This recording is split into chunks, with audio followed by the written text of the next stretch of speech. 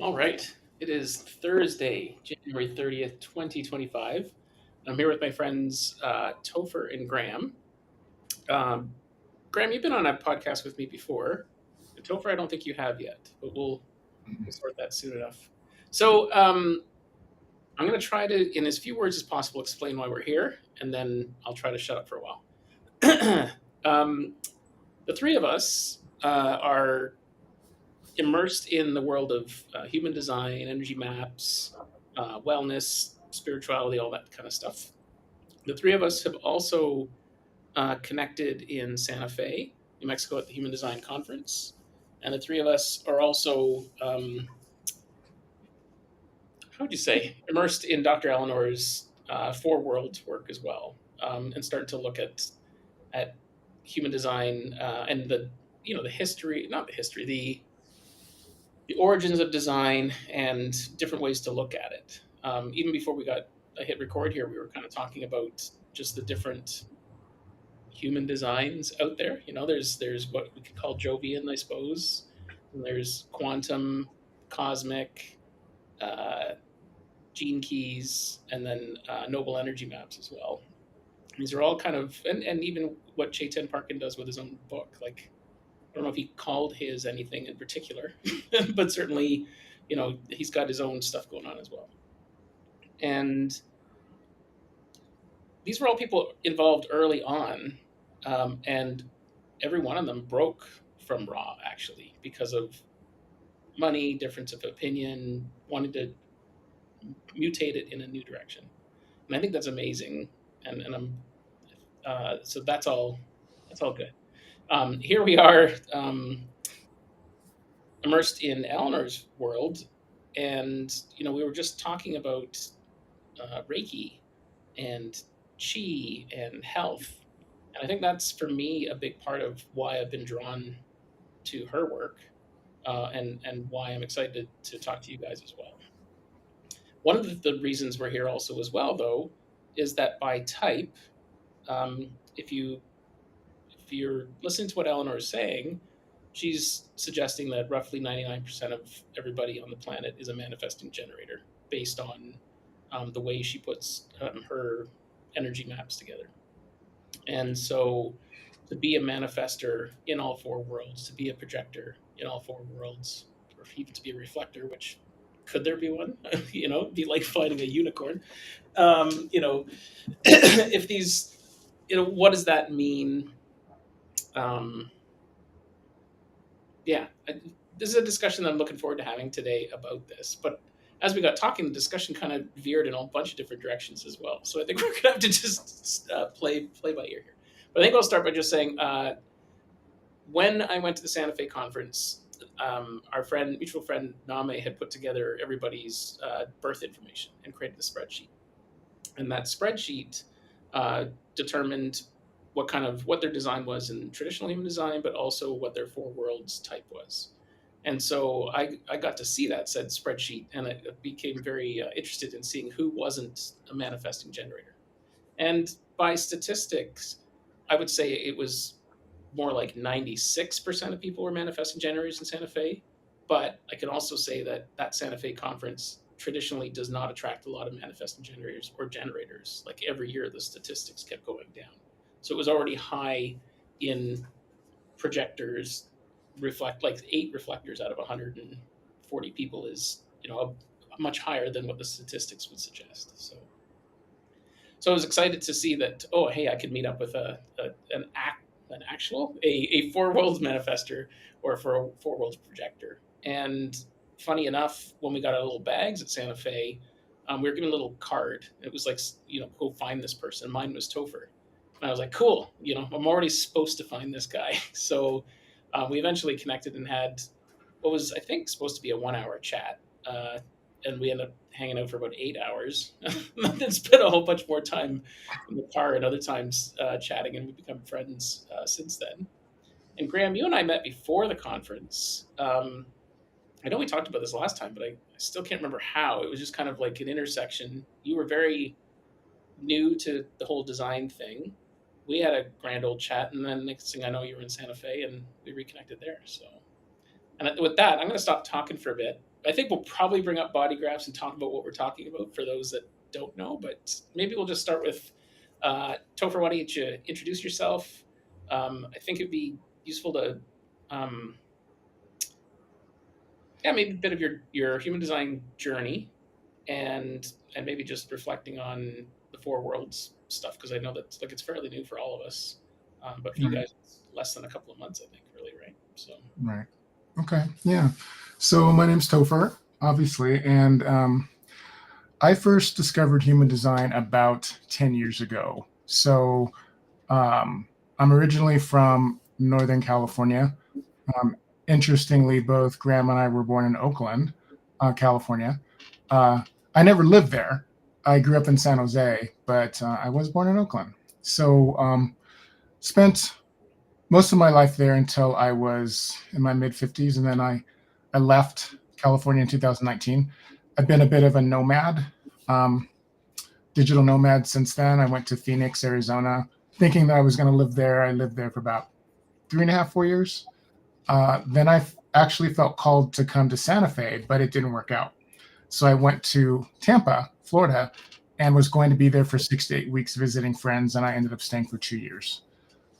Considered relocating there, but after two hurricanes and all of that, it's like, yeah, don't think so.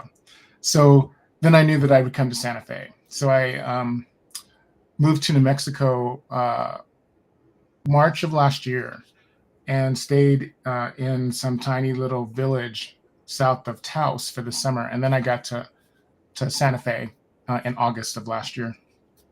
So planning to come to the conference, and was just overwhelmed with moving, and moved all my stuff out of storage here, and was crazy.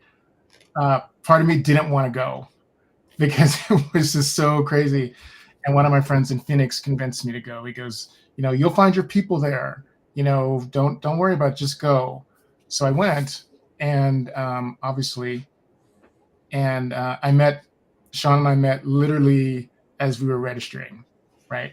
I mean, and Sean, I've watched. I think I told you I'd watched some of your YouTube videos before, so I knew who you were, right? oh, Um, you're kind of easy to spot in a crowd, right? Um, for that, yeah. so we connected that first day, and then, like you said, we discovered we each had each other's card, and I had never heard of Dr. Eleanor before. I'd never heard of the four worlds and her whole perspective. I saw the plastic laminated thing in my bag, and I'm like, what is this? It was fascinating seeing all these different versions of the chart. And little did I know that talking to you would open up that door, right? If I hadn't gone to the conference, I never would have met Dr. Eleanor, right? And Graham, I think we met on the first day as well, or maybe the second day. Um, so who knew that we would all kind of come together like this? But I guess jumping into my human design journey a little bit. My mom passed away 10 years ago in 2014, and that was a really pivotal period for me. I was there to take care of her during the last 2 years, and so I took 3 months off of work to kind of explore and figure out, who am I, what do I want to do? And I had my first astrological reading, natal chart reading, and the woman that shared my chart with me introduced me to human design. And so for the most part, for the last 10 years, I've been self-taught. I just kind of explored coming in, coming out. And then I think last year was when I first started to take a couple classes through Human Design America, based here in Santa Fe. And then things really began to shift. So then, I'm all into it, thinking, wow, this is really great. I'm in Santa Fe community, and then go to the conference, and which was great. But then afterwards, beginning to explore Dr. Eleanor's work and having a reading with her, it just kind of blew everything up in a good way, because I felt that her framework, her way of explaining it, and my integrated chart actually made more sense than the traditional human design chart. And so that kind of began a new set of experiences for my growth and development. So, yeah, I mean, there's things that are going on right now that I feel like wouldn't be happening had I not crossed her path. So I'm really hopeful about what's to come for me in my growth and development this year. Graham, you're up.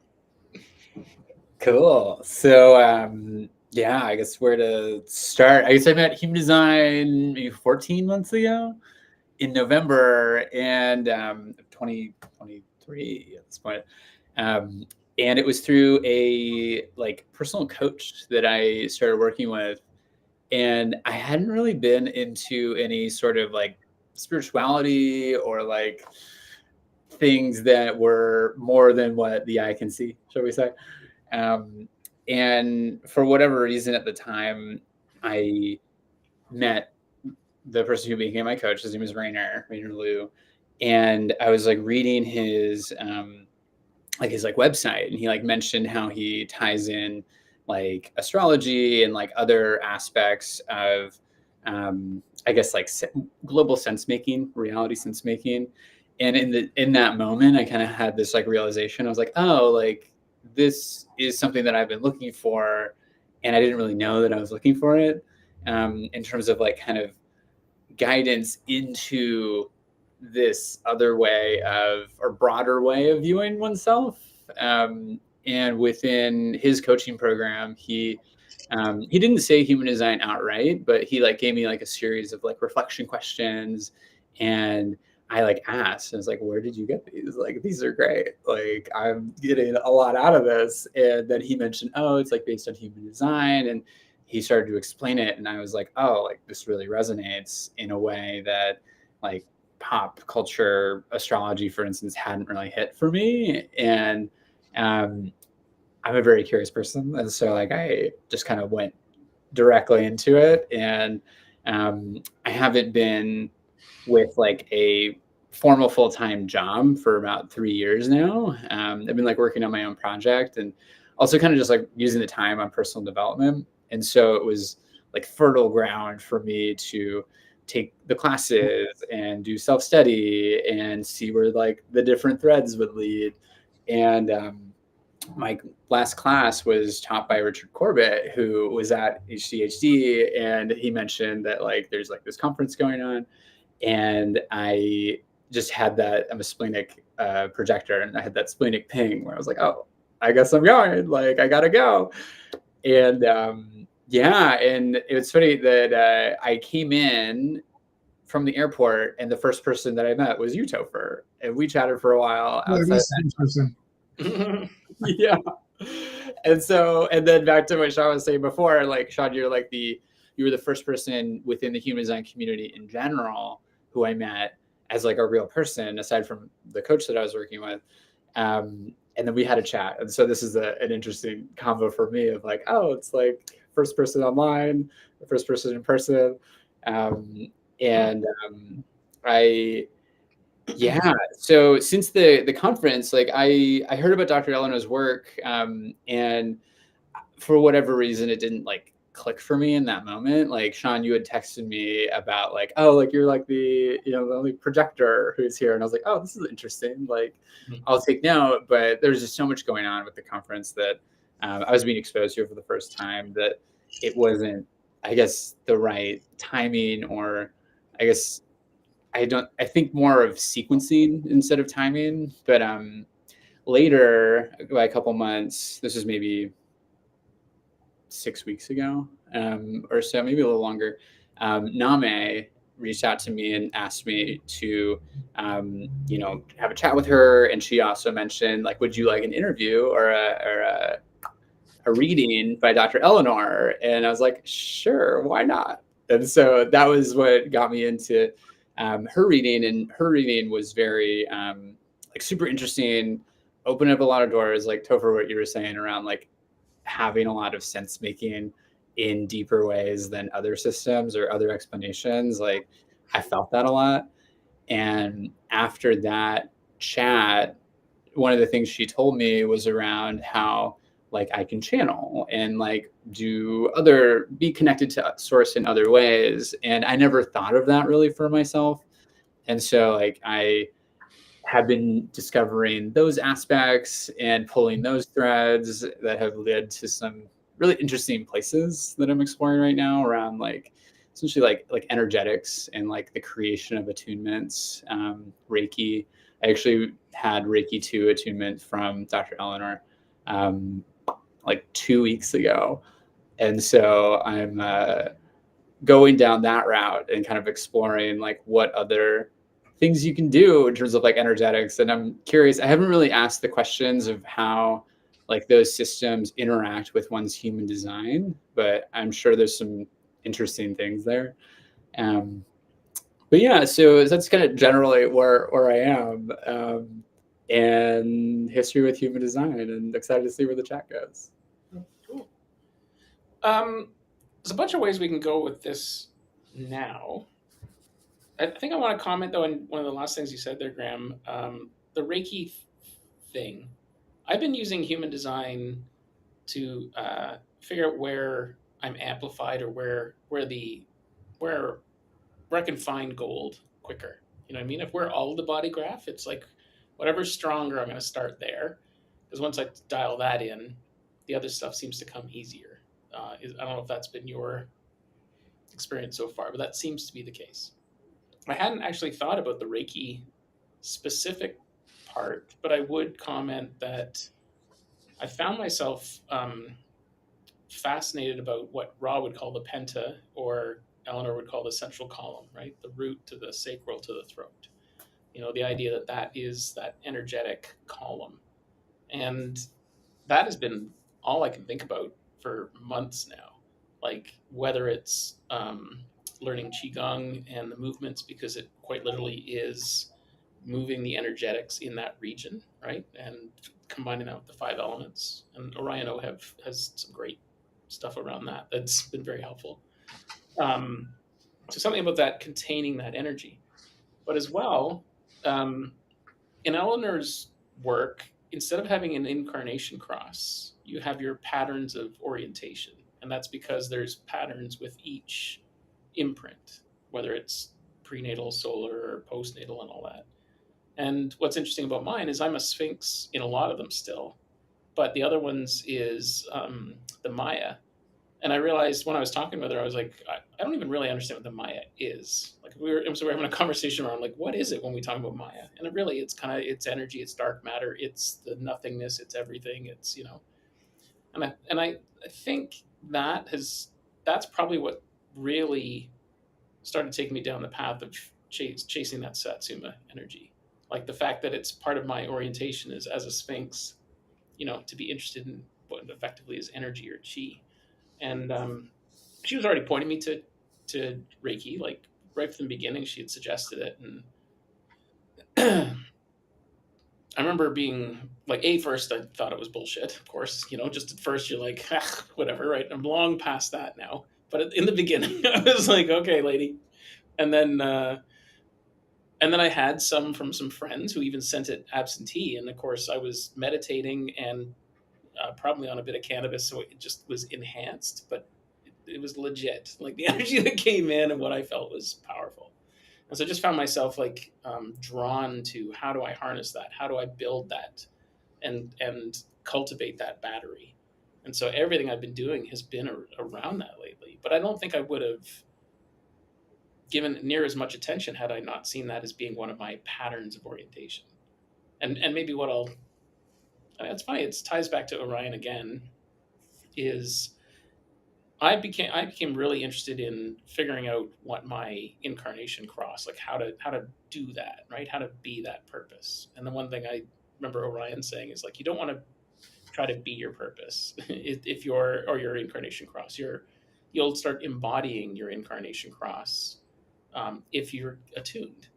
And I started noticing that once I dialed into the 4 gates or hexagrams of my incarnation cross, really drilled into like paying attention to those, synchronicities started to click in. And so that was that first level of nuance.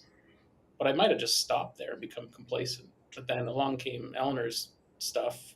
And I was like, ooh, interesting. It was this Maya stuff. And it's just drawn me deeper and deeper into this fascination around it. So all that to say, I never thought about tying Reiki to the body graph, but I am now. And or, you know, where do we go with that? Um, yeah. Any comments? I didn't really start a question. Yeah. But I think we're all on the same wavelength about energy and managing it and uh, having boundaries and protecting it. So yeah, that's where I'd like to see the conversation go. And then Well, I'll go. So I think for me, the whole world of energy, uh, comprehending it was really new. So I've always seen myself once I got into adulthood, I was always the guy that asked the question, "What am I going to do when I grew up?" Right? I went to college. I studied psychology. I have a master's in counseling, and I still didn't know what I wanted to do. Right? I had all these plans, and nothing ever worked out. And I've always been a late bloomer. Um, I was kind of always the last to figure out myself, where other people kind of already knew, and they were just kind of waiting for me to get on with it, right? So before my mom got sick 12 years ago, I had gotten sick for like 3 months. I was working at a community college as a registrar, and doctors couldn't figure out what was wrong with me. The bottom line was that it was like a spiritual illness, and that was my waking up process. And I found a naturopathic doctor, oddly in New Mexico, that helped me see what was going on. She was also a shaman. And, I come from an evangelical background from 16 to my mid 30s. And so I was really kind of inside the box with all of that. And then I left that in '02, and I felt like, oh, well, whatever, just living my life. And then getting sick kind of gave me the opportunity to choose a path. I didn't realize that that's what was happening, but I chose a spiritual path. And so was kind of off to the races. And getting sick prepared me for dealing with my mom, interacting with her. And then that was really hard. And I took on the burden of that. If you had talked about energy, I would have like, what in the world are you talking about? But then, like I said, 6 months after she passed, I took 3 months off of work and just started to explore. I took a class on channeling because I met a guy 2 years before that had taken a class, and he was a trance channel, and he kind of helped navigate me through that time with my mom, the entity that he channeled. And so I did all these things, and then I started to see practitioners, and they were all saying the same things about me. I'm like, what the hell are you talking about? What even is this? The answers are within you. That meant I had no idea what that meant, right? They would see things, they would talk about energy, and I just didn't get it. With human design, because I was self-studying, it just took a lot of time. And I did have an experience around Reiki. I was attuned very early on, 2016 maybe, but I just didn't dig into it. It didn't open up for me, so I just kind of put it on the shelf, right? But meeting people, energy, people that could operate in it, people that could heal, all these things fascinated me. And then little by little with human design, I began to, or just with my healings and activations, beginning to open up more and beginning to see aspects of myself in the design. At this point, I feel like I'm activating to parts of myself. Awareness is coming online. And when I go to my design, that's when I see it. It's just happening. I'm opening up and allowing things. And when I go into my design, I say, oh, that's why that's happening. That's why that's happening. That's why this has been happening for half my life, or in the work that I do with high school students. So for me, it's been a progressive process of opening up over time to how I show up energetically, how I impact people. And when you look at the types of human design, as a manifestor, closed and repelling aura, and that never resonated with me with those words. But as I began to sit with it more and interact with people, and getting their feedback about how they experience me, it's like, oh, that's how that works. And then I kind of retrofit and look back over my life and see, oh, that's why this has been, I get it now, right? And it is very much an energetic thing, right? I can put up a boundary and people, I don't even know I'm putting it up, and people just, they feel it and they don't pass go, right? And I'm thinking, well, I'm a friendly guy. I get along with everybody, and whatever. So I do experience the whole energetic thing, but it's not always a conscious thing that I'm aware of, right? I mean, I can feel it, like crystals. I love crystals, gems, and I know people that can talk to them, or people that can hear crystals talking to them. It feels good when I hold some crystals, but they're not talking to me, at least not yet, right? So that's my experience to date of energy and how I experience it.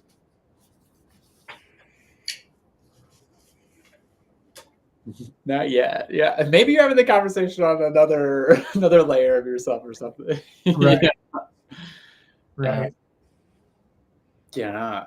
I resonate a lot with like various things that you said, Topher, around like the spiritual illness. Like I feel like I'm currently kind of going through one where I've had this like kind of mysterious like pain in my back right shoulder that I've had since I discovered human design. I'm kind of realizing this moment, since November last year, which also coincided with me like changing relationships and like other aspects of myself. So it's kind of like, which one is it? But it does resonate a lot with like the prompting of questions. And I feel like for me, it definitely prompted the question of like, oh, like I just discovered this Reiki modality. Like, can I use that to heal myself? Like, how do I do this? And exploring the different ways of, I guess, like leveraging the tools in front of me. And I feel like the more tools that I try that seemingly don't work, it kind of almost like chafes me into finding new tools or new ways to use the thing. So it's like the longer that it persists, maybe the more that I can get out of it, quote unquote. Which I feel like works in various other ways with life, where it's like the challenges that you have or like the problems that you attract into your life teach you the lessons that you're meant to teach the world, because you know them in an embodied way. But with like Reiki specifically and kind of like energy modalities, the questions kind of coming up that maybe I'll pose now, and then we can think about it and maybe talk about it in a sec. But like how in the four worlds, like Topher and I are still non-sacral, and that has to do with life force energy, which I understand to be like Reiki energy as well, or maybe some version of it. And so there's a curiosity that I have around like if the way that Topher and I like experience Reiki might be different than Sean, like how you experience it. And I don't know how you necessarily test that, but the question definitely comes up. Yeah, another thing that came up from Topher, what you were saying, was around like this idea of almost like using human design or other modalities as like a framework to reflect from, where it's like, oh, hey, like I'm having this energetic experience. I don't really know what's going on. And then there's this like close approximation that like, because it like closer to the approximation, the better it is at being like, oh, like that's what it is. That's what it is. And so that was definitely a value I got out of, say, like Dr. Eleanor's like more personalized work, and even kind of opens up this perspective of future modalities of human design, like iterations, potentially like being even more personalized. Like maybe it includes either more points, or it includes, I think the real kind of thing that will come is around speaking to someone's like symbology, internal symbology structure. Like how do you perceive your world and make sense of it?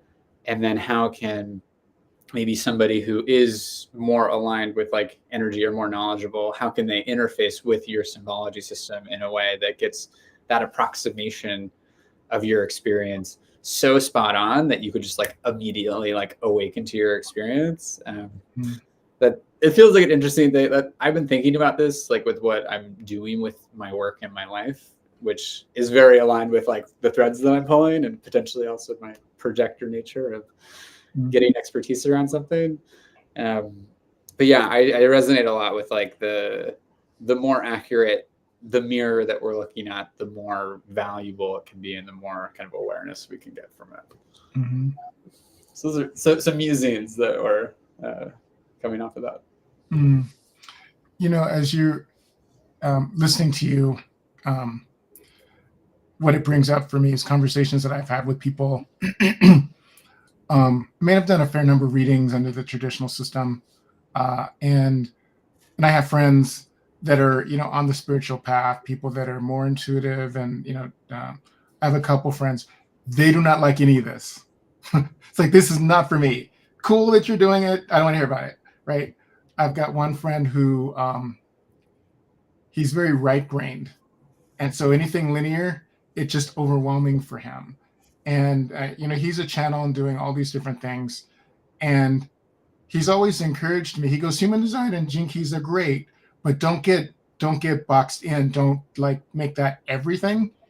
He said to me, you know, you're going to bring things of your own through, right? You don't have to cling to structure. And my response has always been, well, but I like structure and it's working for me, right? But as I've navigated through the end of last year and into this year, my sense has been, and a lot of people in the collective are saying that this year is going to be different. All these intense things are going to happen. But I've been sensing that for myself, there's going to be an opening where I'll take a different direction. Now, it was in my astrological analysis last year. Now, Dr. Eleanor has said, and while she is doing astrology, is one of the things that she does, she also says, I don't live my life by astrology. I don't pay attention to the transits.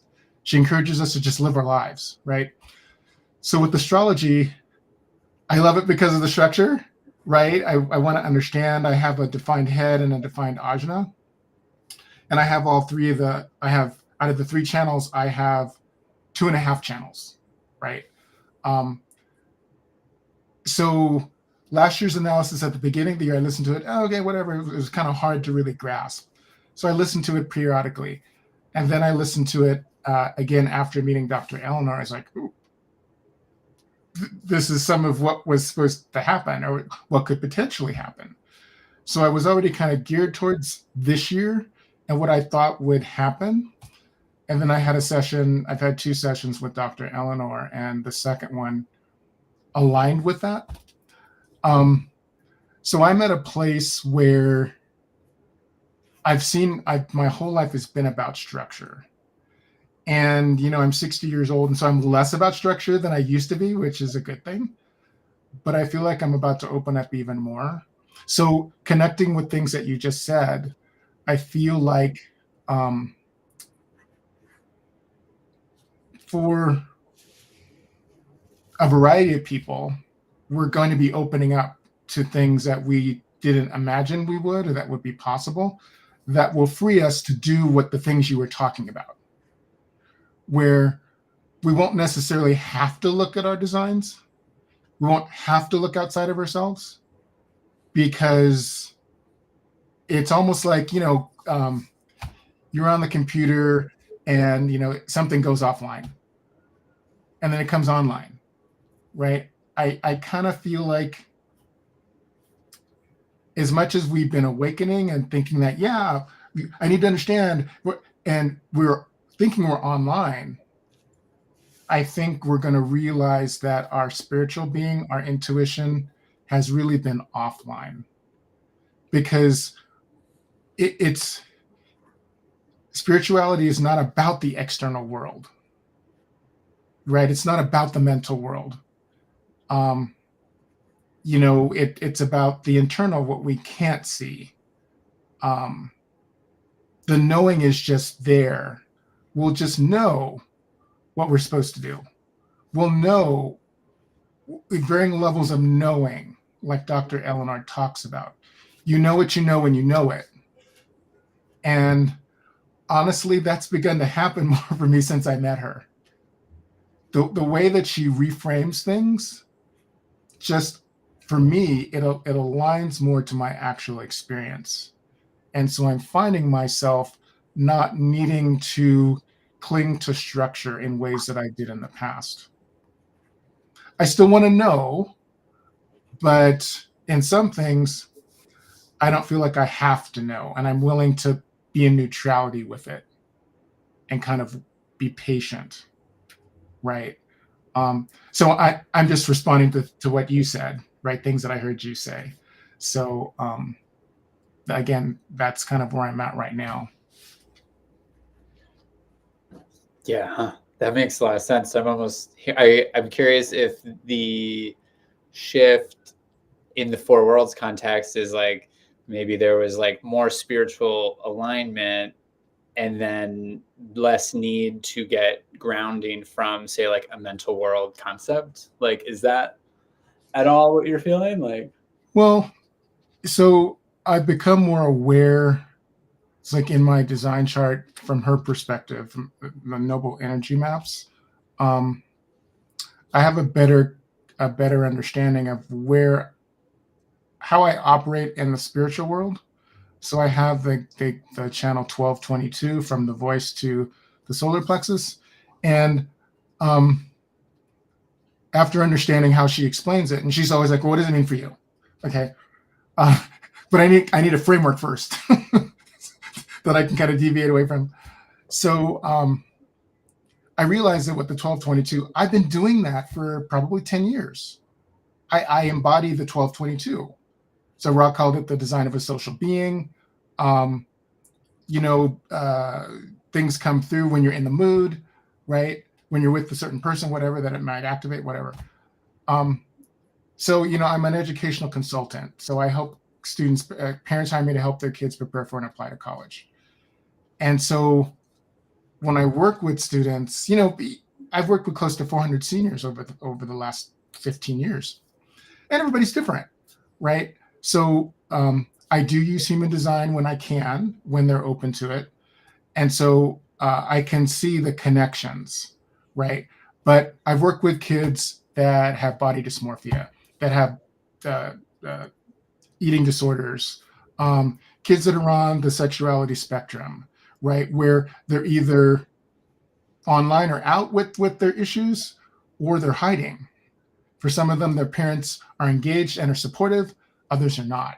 Just buck up and deal, right? But they're dealing with the anxiety and the stress. And so there are times where I help kids, and I work with kids that are in therapy, right? So I almost became one, so I understand that world. So I come alongside of them and try to be an extra support, come alongside what their therapist is doing. So I know the right questions to ask. And I guide, I teach, I coach, right? It's not uncommon for me to talk about a thing and they've never talked about that thing, and they open up and they talk about a thing, right? And I listen and I can ask questions that help them process, right? Other times they work through stuff and I don't say anything.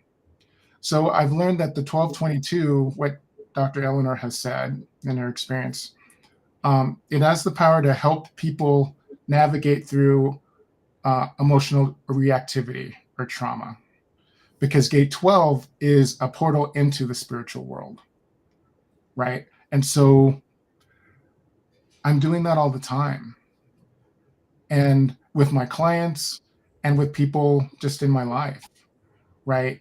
Um, since I was in college, people have told me, like one of my other gates, one of them, it's either the 11 or the 12 in my incarnation cross or patterns of orientation. It's about peace, right? So manifestors, anger versus peace. Our happy spot is peace, right? We know that we're just misaligned when we're angry, right? So manifestors are always striving for peace, right?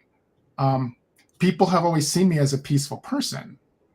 People have always felt safe in my presence, which has always seemed odd to me once I understood human design, because manifestors aren't supposed to be people. They're supposed to be angry, right? But people find me peaceful, and they open up to me, and I can help people navigate through stuff, whether I'm actively talking to them, asking them questions and sharing insight, or just listening and holding space. Just the energetic of being in proximity or even on the phone.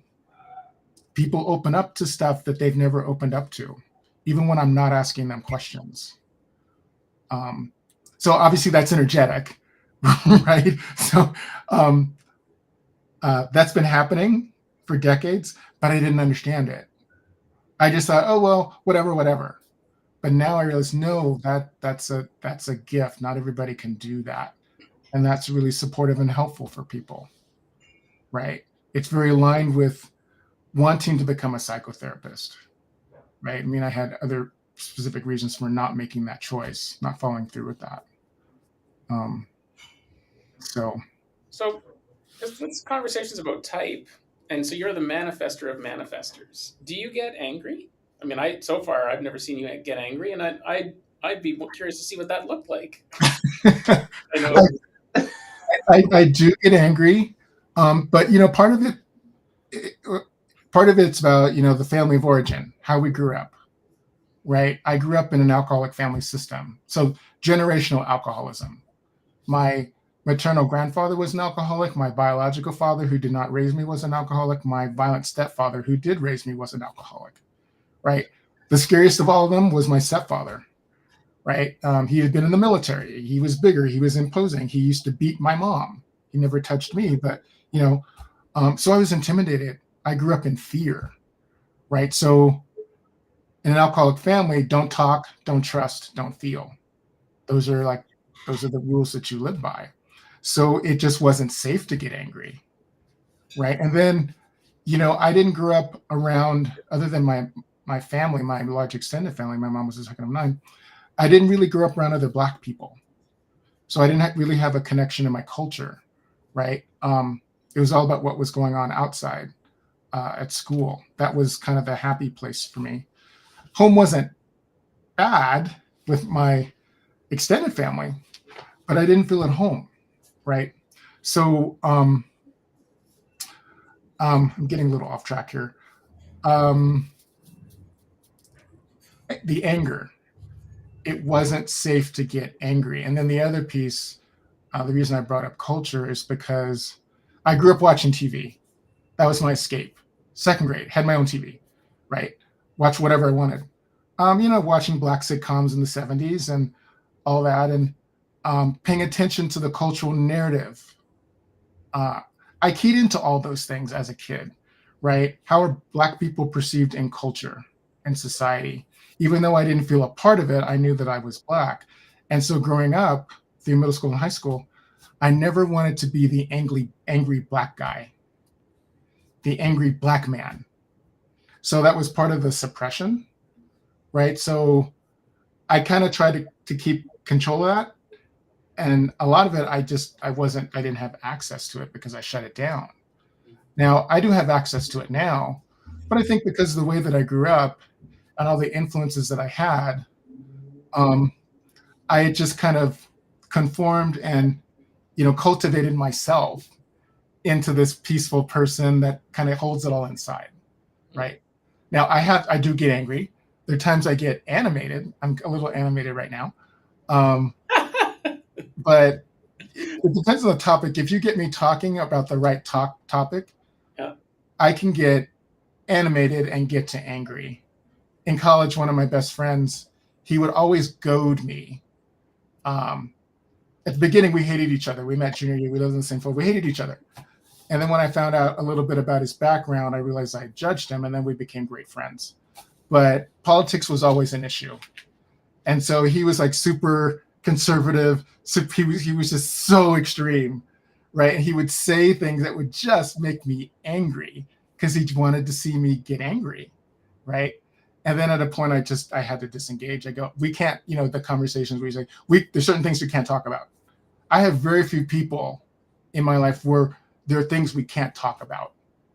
This guy, I'm not talking about politics with you. because it just gets ugly, right? Like he was doing it in jest, but I couldn't, I just couldn't control myself, right? So I do get angry, but it takes an awful lot for me to cross that threshold. Um, I'm sensitive to how it shows up and how destructive it can be in the context of a relationship. And I don't, um, I value my emotions. I understand how they can be useful, how anger can be used to catalyze and move forward to get out of a stuck place. But I'm just mindful of how it can damage a relationship, right? So um, I I try to be responsible with that. What's a responsible way to channel my anger or to release my anger and frustration? Yeah, it sounds like you've um, managed and coped, and also had lots of examples of how not to behave. So you Mhm, may just decide for yourself not to behave that way. So good on you. mhm. Um, but do you feel like a caged animal sometimes with the anger? Like do you scare yourself with how angry you might get? Or could No, no, I don't think it. I've never really felt that angry. I mean, I'd say there have been periods of time where I knew. Well, when I was younger, when I was in the church in my 20s, I I started therapy for the first time when I was a sophomore in college, and was in group therapy for 2 years. Adult children of alcoholics. That's when I understood that growing up in an alcoholic family had an impact on me and how my emotions were shut down. Um, so all my emotions were shut down. A friend would ask me, so what do you feel about that? And I would immediately launch into what I thought. And they're saying, no, that's what you think. And I'm like, no, that's what I feel. And they're like, no. I'm like, yes. So it took me a while to kind of work through that, like years, to really break through and see, oh, I've really been in a box. I've really felt controlled. Um, right. And therapeutic, things you go through to kind of work through that and release. I did all that. Um, so there was a time, yeah, where I guess I didn't realize that I felt caged. Like one of the other things for me that I've learned through human design, Gene Keys, is that my genetic trauma is denial, and it's I've denied things my entire life, especially my childhood. It was a survival mechanism, a coping mechanism, right? Um, so many things. The truth was there, but it was too painful to look at or to comprehend because I have a defined mind and ajna, and so I would just, if I had really understood what was going on, I would have just overthought it to death. I still did, but that's kind of what was going on there, I think. Hmm. I also like looking at your body graph, even just your mental world, like being emotionally defined with that defined solar plexus. I understand that to be that you experience it like a constant vibration in your body, that emotion. Whereas mine being open, I don't know how to regulate that. So I will appear emotional around you. Like a 2 for you will feel like an 8 to me. So you'll be like, because like earlier when you said like you're being animated, and I was like, oh, was that animated? It was like slight, like 0.1% higher than what you were talking before. So I was like, I feel like I would use the word animated. So the way up and down regulate, it seems to be that solar plexus thing. Like I notice that more and more with people like that, right? They seem to be the non-emotionals, but it's because they're riding that vibration. Like they've learned not to muck with the roller coaster. And so it's like I gotta feel this through, right? Whereas Right. you come into my orbit, and if you're in a bad mood, I'll be like, "Where's the fucking fire?" And I'll just be like, so, Well, I have the gate 36, which is about chaos, and so um, people have had to tell me after people knew my story, or I shared my story or elements of my childhood or whatever. I didn't think it was a big deal, right? But people having to tell me, no, that was trauma. Dude, that was trauma. That's traumatic. Really? And yeah, like, oh. And then I have to go away and process it. And, it's like I understand there were periods where I understood myself through understanding people. Like people come to me since I was in college, people would just come to me and start unburdening themselves and sharing, for a guy that's never been in a relationship, people were coming to me for relationship advice. Right. And it's like, and I was giving good advice. They were grateful. They come back. Yeah, that really worked. That was really well, blah, blah, blah. Like, okay. I just observe things and I can contain it. Mm-hmm. Now, I'd be lying if I said sometimes people come to me and when they freak out, internally I freak out. It's like, what the fuck am I going to do? How do I deal with this? But I figure it out. And it comes from just holding space, listening, letting people be who they are and do what they do. And then, as Dr. Eleanor says, you know what you know when you know it. Right? Somebody will say something and I'll feel something or I'll hear something and I share what I hear and it's the right thing for this person at the right time. Right? So I guess I can contain a lot of things. The Gate 36 helps me to do that. I don't always understand it. I don't always know it in the moment, but I've learned. I grew up in chaotic situations and just kind of got through it. And it enables me to be there for other people as they're going through chaos. And I understand. I have empathy.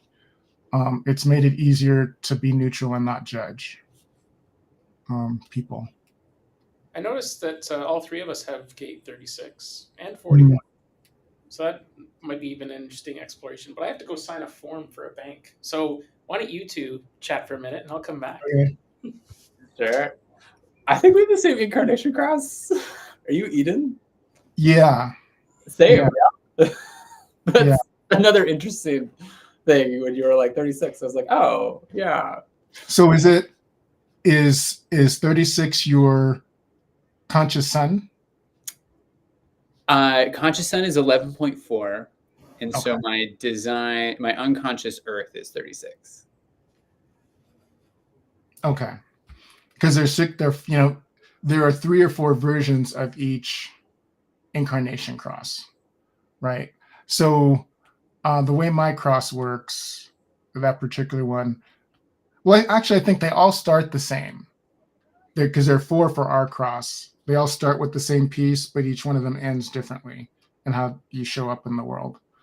But basically, well, don't necessarily have to go there. What unless we want to.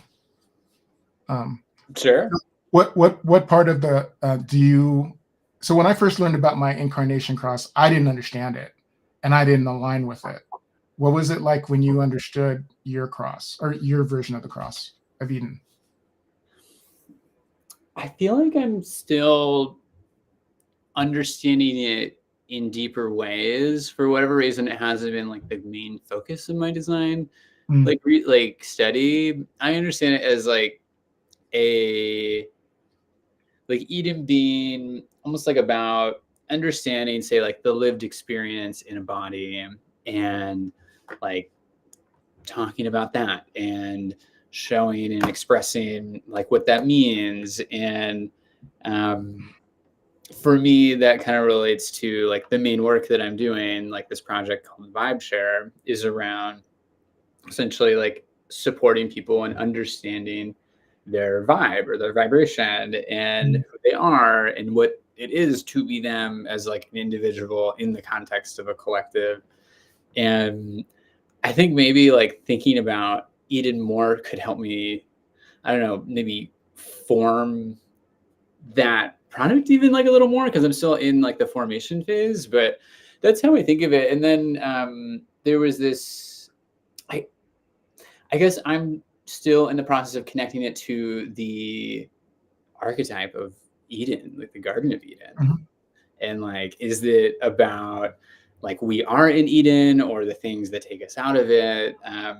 I haven't really thought too much about that, but I'm curious, like, if that's been part of your understanding, and I'd love to hear. Yeah, and I think so. It helped me have a framework with it because I was an evangelical, and so the whole Christian frame of the Garden of Eden, that's been a part of my ethos, right? Um, so I guess the way that I understood it, maybe understand it now, um, it's like coming into the world and being blinded from my truth, and um, you know, being thrust out of the Garden of Eden, like they were, out into the world, trying to find myself and looking everywhere through every experience because I'm a 3-5. Line 3, having to experience things for myself and learn from my own experience. And then whatever I learn, I share it universally. So being thrust out of Eden, um, not in touch with self, but looking everywhere to find love, to be accepted, right? And going hither and yon, blah, blah, blah, blah, blah, like the prodigal son, another biblical reference.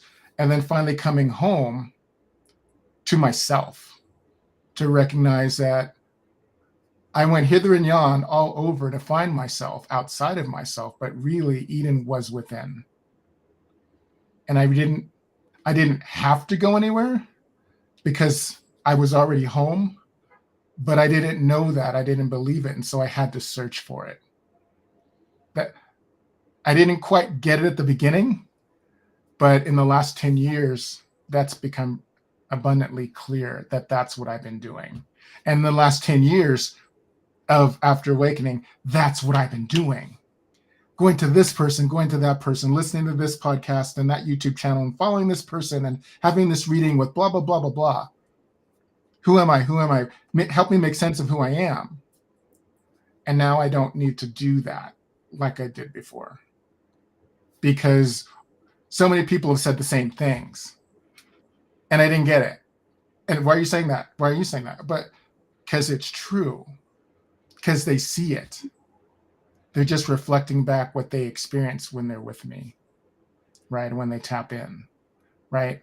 And I've been at different stages of belief with what they share, right? Because some of us can be told what, and some of us, we have to really embody it to know that it's true, or to see evidence of it taking place. And that's very much been me. So I have I've always had a sense since middle school that I was fragmented and there were pieces out there. And I used to say when I would journal, I still have all my journals. I need to be integrated. I need to integrate. I need to bring everything home. Right. And now at 60, it's like, okay, I think that's happened now. I have enough. Enough of me has come home. Every piece doesn't need to come in. Every piece will come in, but I don't need to have everything here to step out and do what I'm here to do, right? Or believe that I can do what I'm here to do. Or believe enough to just get out there and to discover and let it show up. Does that make sense? Yeah.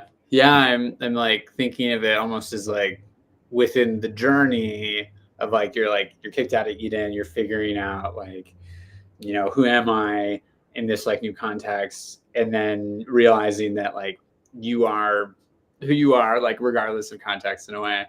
And then I guess the question that comes up is like, what now? Like how does your perspective change? And like, almost like, what does that journey and the perspective it gives you provide you in terms of what you can offer the world? Well, yeah, that's an interesting question. And it's being answered now. I'm experiencing that now. Now, in some ways, I could have experienced it before, but I wasn't ready or I had excuses. as a manifester, it's said that, or manifestors and projectors, we don't have consistent energy like generators and manifesting generators who can go all the time. And I have experience with trying to go all the time. I've been self-employed for 15 years, or 8 years. But almost every job that I had where I worked for somebody, I worked as a generator, right? Doing, right? I never wanted to be self-employed. People suggest, no, I no, right? But almost every job that I've had, I've gotten close to or burned out because I was working in a job that was counter to my energy. My energy. I didn't understand it. I didn't understand until years after being a manifester or being self-employed, right? The first time I tried self-employment in 2001, that did not work because it was the wrong kind of organization. And so I jumped back into education doing what I knew I could do. But I got burnt out. I always managed to work for people that were narcissists, right? They'd see my line 5 and take advantage of it, right? I would charm them into thinking I could do whatever, right? And when I didn't do it the way that they wanted me to do it, fall off the pedestal that I didn't know I was standing on, right? And things go haywire, right? But then the second time that I did self-employment, my friend said, you should do this on your own. You know this stuff. You're always talking about it. Blah, blah, blah. I'm like, well, the being out of Eden. I don't know. It's like, I did know. And when I started the self-employment, it just happened. I mean, I did the basic things, but people showed up and I didn't have to market. I didn't have to work at that part like everybody else does. People refer me, right? Which is awesome, right? Because I never wanted to do all that marketing because I always felt like that's too much work, which is like a manifester, right? And then a manifesting generator, you guys are actually looking for the shortcuts. As a manifester, I just didn't want to do the work, right? The shortcut, no, I just don't want to do that. I'll do this, but I'm not going to do that, right? But what I do works. And now, I've always thought I'm supposed to shift to something else. And then there are people saying, no, you're working with kids. That's really great. There's a space for that. And yes, 100%. But I always knew I had the sense that there was more. People have been telling me for decades, you should write a book. You should write a book. You should write a book, right? And I would say, what should I write about? I didn't know because I just had all this stuff going on in my life and I didn't know. So I wrote a manuscript last year, the end of 2013 or 23. And I've been sitting on it for this whole time because I didn't have the motivation. And then I went to a wilderness retreat 2 weeks ago with a friend of mine. We were kind of co-facilitating. It was his deal, but co-facilitating. And being out on the land, the 4 directions, like Native American ceremony. And I don't even know, but something shifted. And coming back, a lot of experiences while I was on vacation. Coming back, it's like, I need to do a book. I need to do the book. One, in the Free Friday reading with Dr. Eleanor that you also did, I don't know if you watched it, but if you watch it, you'll see it. She said, you should write a book. I'm like, well, I have. So what are you doing? Where are you at with it? And so I told her, and she goes, you need to write the book. She looked at my astrology and she said, I see it in here. If you write it, it will sell. So then she's just, so she's trying to help me. So do you have an editor? No. Well, I have 2. So she's doing everything that she can to support me. So when are you going to start writing on it or editing it? As soon as possible. She's just trying to, put my feet to the fire. So I said, yeah. So I've been looking at Ebola, but just not sensing that it's having hesitation, but not realizing why I had hesitation. So then beginning of this week, I watched a webinar by this guy that helps people write books. and just to hear what he had to say. I've done that kind of thing before.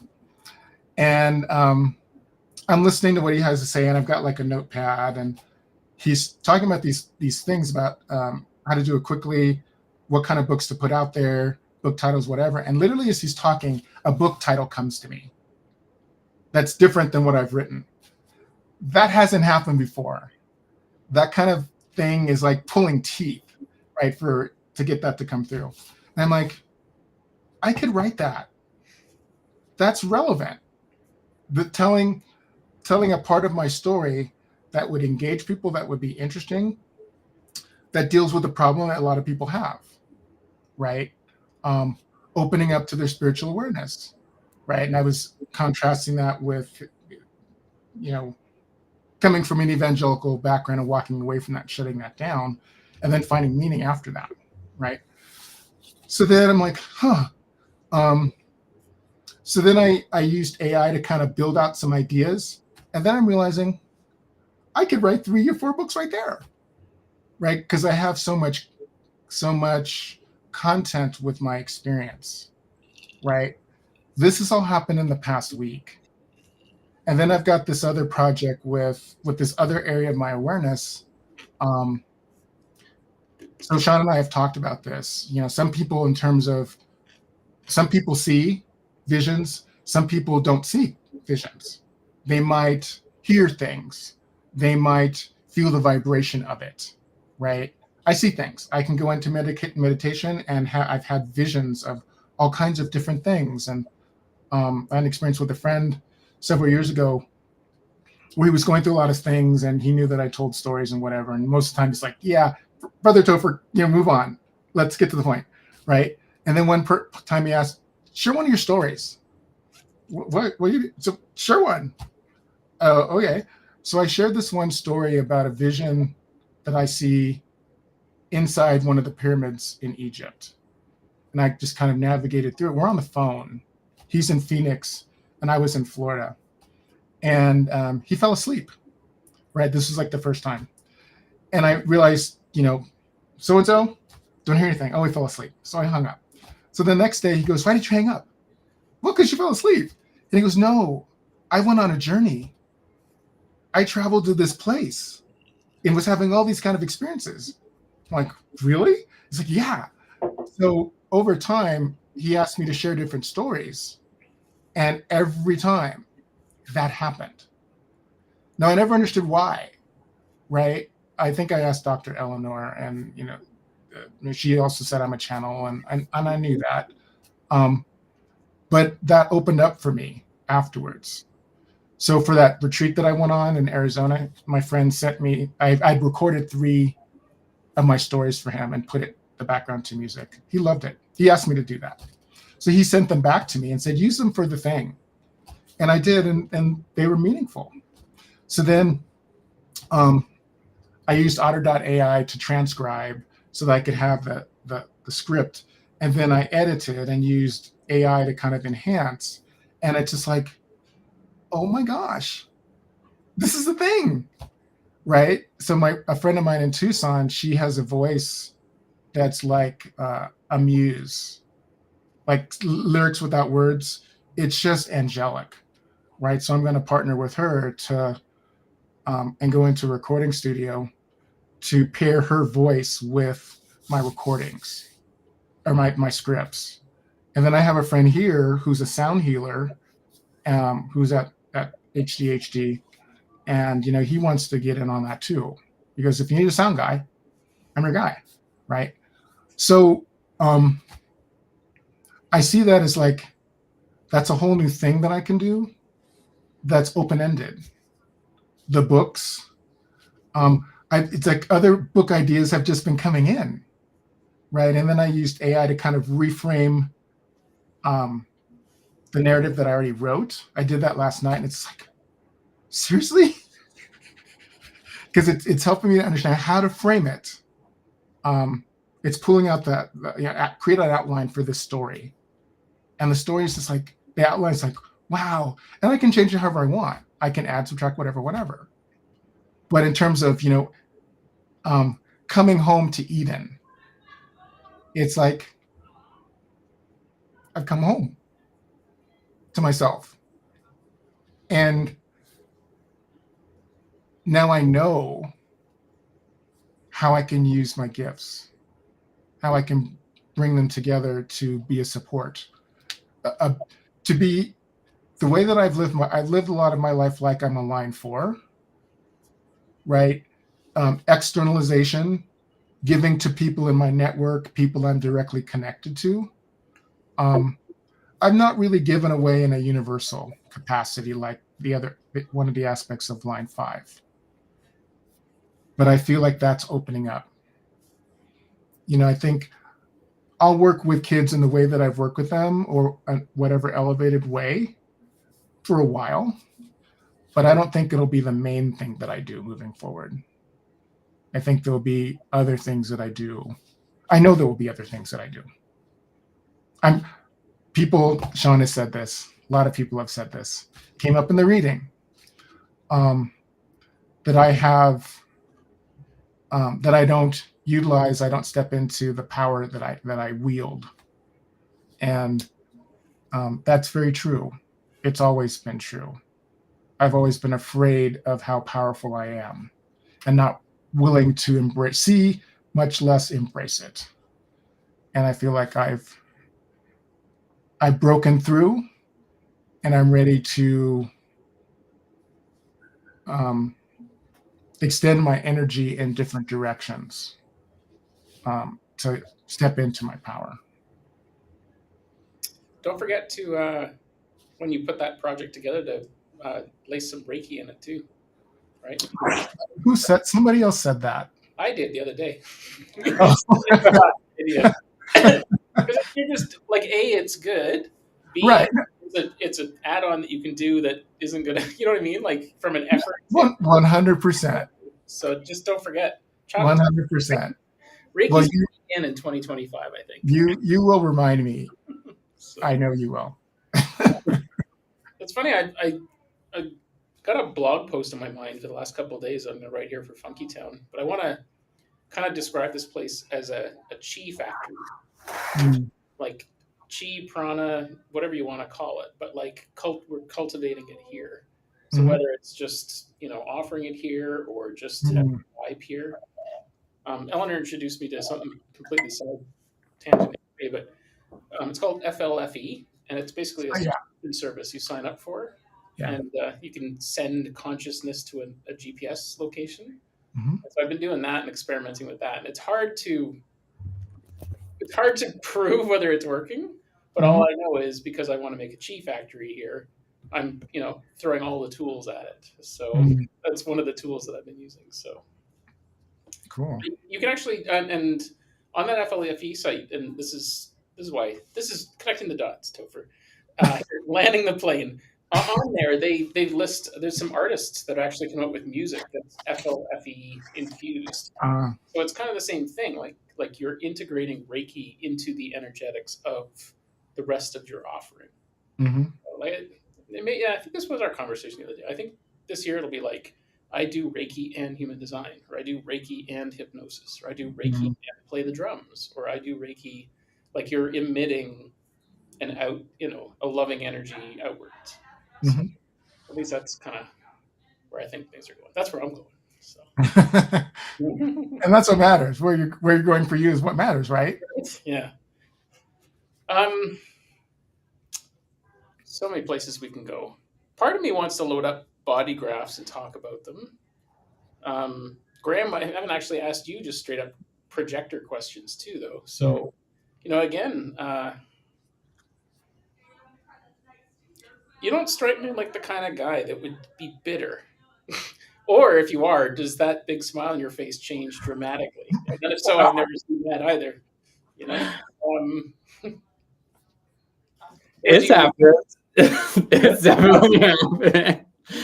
I mean, when I think I resonate, my story about that is, I guess, in one word, alignment. Like, the more aligned I am, the less bitter I am. As I maybe was reading between the lines, Topher, with what you're saying. Like, it seems like you're becoming very aligned with your life, and maybe that has something to do with not feeling as many reasons to be angry. Mhm. Uh, yeah, I mean, for me, I think the two ways that bitterness really has shown up would be around like job stuff, around just not being in the right job, and being recognized in certain ways, like, oh, like I'm pushing to do the task, even though it's like not really what I want to be doing, but I need a job sort of deal. And then, get recognition or whatever for it. And it's like, well, like, no shit, like it's not what I should be doing. And then the other one was like in relationship, like the relationship that I was in right when I discovered human design, like I wasn't like recognized or acknowledged in a lot of ways. And that was like crazy making, super Mm-hmm. crazy making for me. Like it was like a long distance relationship, and it'd be like I would send texts and they like wouldn't even be like acknowledged or whatever. And that was very chafing. And I also feel like very much part of my realization of like, like I'm not in the right situation. Why am I pushing myself to be in this situation? Oh, that's the thing I need to fix and kind of change. Um, and it was validated, like that mindset was validated when I had like an Akashic Records reading maybe like 2 months ago. And the guide was saying that like that relationship specifically was meant to like trigger like my root in my heart specifically around certain issues about being not seen, feeling invisible. Um, and so like it all kind of like fits with that. And but to your point around like me feeling bitter, like I haven't really felt bitter recently. Like, I think it has to do with maybe I'm also cresting, like the Eden journey and being like, wait, I have it all here. Like, this is great. Like, I have Eden within me. And I think the big example of this was last week. I've been out of a job for 3 years. I was actually fired from my last job for essentially like speaking up for my personal values, and that just didn't align with the corporate values they had. And you got to pay for your bills, and so I've been applying to jobs. I got to a final round. I thought it went really well. Dr. Eleanor even like sent me Reiki for the session. I sent myself Reiki ahead of time for the session and everything. Thought the interview went perfectly. And then I was like waiting, and another one of the threads is like I found a marketplace online where this like healer sells attunements in various ways, and there was one that was a cleanse of sorts. It's called a Psychic Gifts Empowerment Cleanse, and it was meant to like kind of clear the cobwebs out of your internal energetics. And I did that, and I get out of the meditation and I look at my phone and I just get an email that was a rejection from that job. Mm. And my first response, I was like, sick. Like, I'm so glad. Like, and it was just a different, I knew in that moment, I was like, oh, like, it wasn't just, like the flush that I just did, but I think a lot of things that led up to that. But I was like, if I was even just a year ago and I got that rejection, like I would have like not felt recognized, not, I don't know, had it really affect me. But in that moment, I was just like, oh, like this makes sense. And I feel like the more things are making sense of, me and my world and kind of the things that I have in it, the more I'm free to find the fun in it and like the joy of like doing the things in front of me and not feel the bitterness. But it definitely exists, and it almost feels like it's like the what's the right mental model?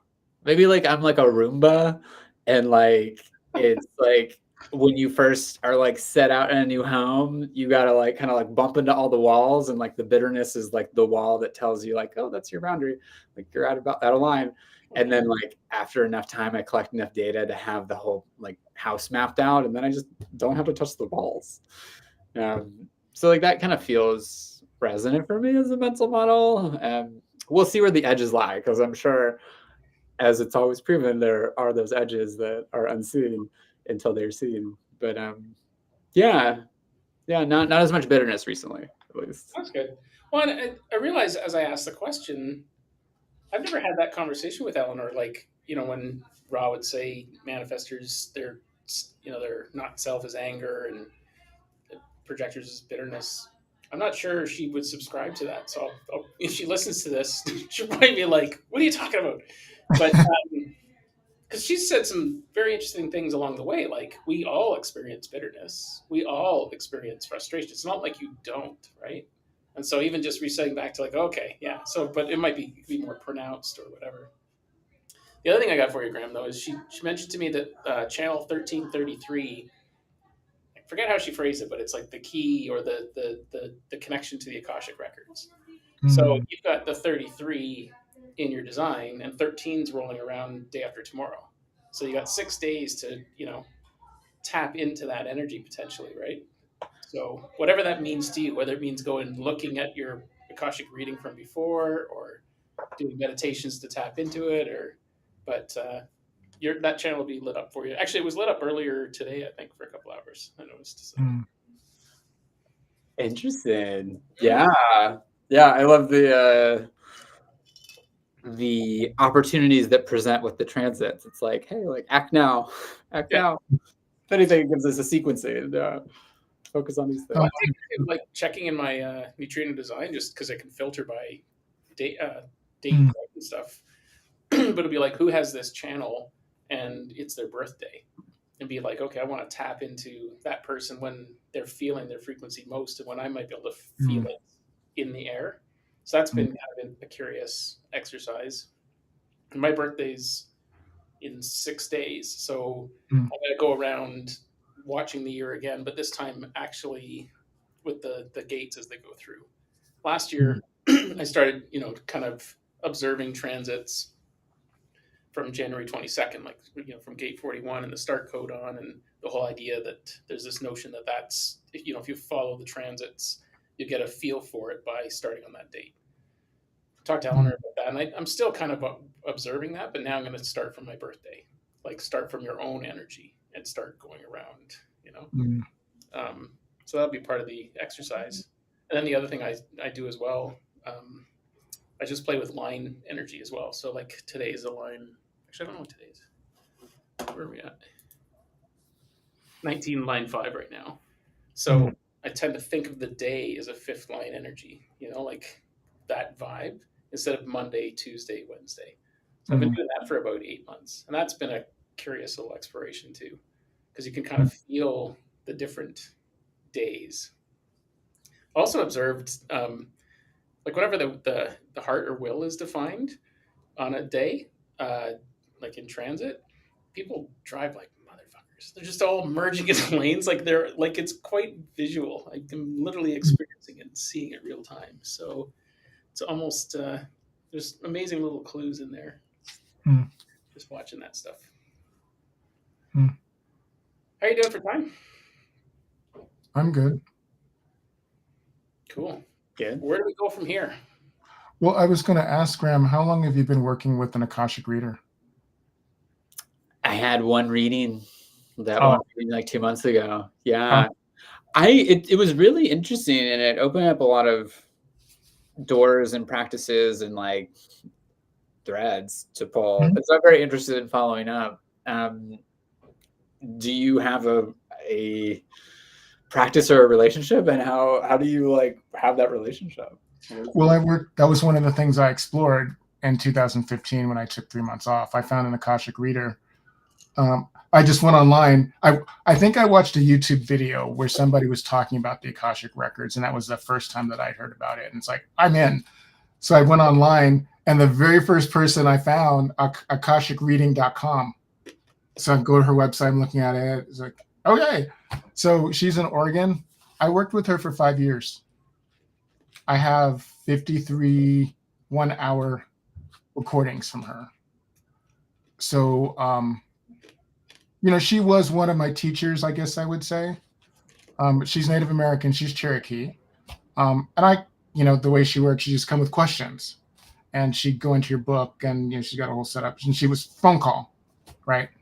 And I asked a ton of questions, 5 years, right? Not every week, maybe once every 4 or 6 weeks, or whenever I had questions. But it was super helpful at the beginning. It helped me to frame my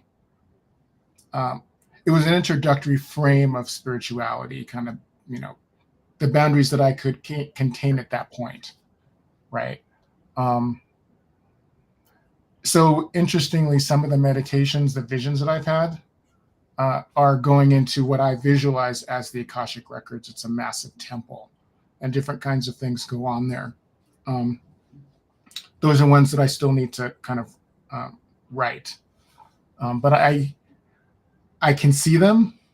I can see it right now, superimposed over my vision, and I can tell the stories. It's like I could create anything I wanted in there, really. But she said that I could read my own records really easily. It's like, you learn how to do it. I mean, I guess some people, it just unfolds. That hasn't happened yet. I hesitated from saying that doesn't happen for me. It hasn't happened yet, right? So I found it to be super helpful. But I think we all have the potential to do that, to tap into. Well, we all have the potential to tap into our own book, right? Whether you want to throw out a shingle and do that so to help other people, that's a whole nother thing, right? But I do go into the Akashic records, but it's not like a conscious thing, right? Like it is for a lot of things. I was looking at my, like here in the condo where I live, I've got a chart that I bought that has my my natal chart. So I was looking at it last night for it's been up for maybe a couple months, but I actually looked at it. I kind of studied it.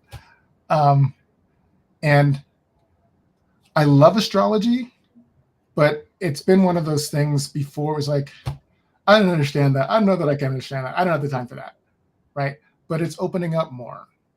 So I have a lot of intuition and guidance that way, but I haven't historically trusted it to the degree that I can, right? And I feel like I'm beginning to open up to that more, trusting what I get,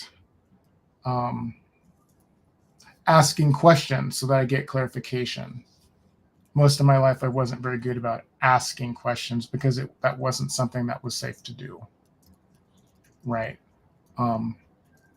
Or it would imply that I wasn't smart and can't go there. Don't want to do that, right? I don't want to be stupid, right? So,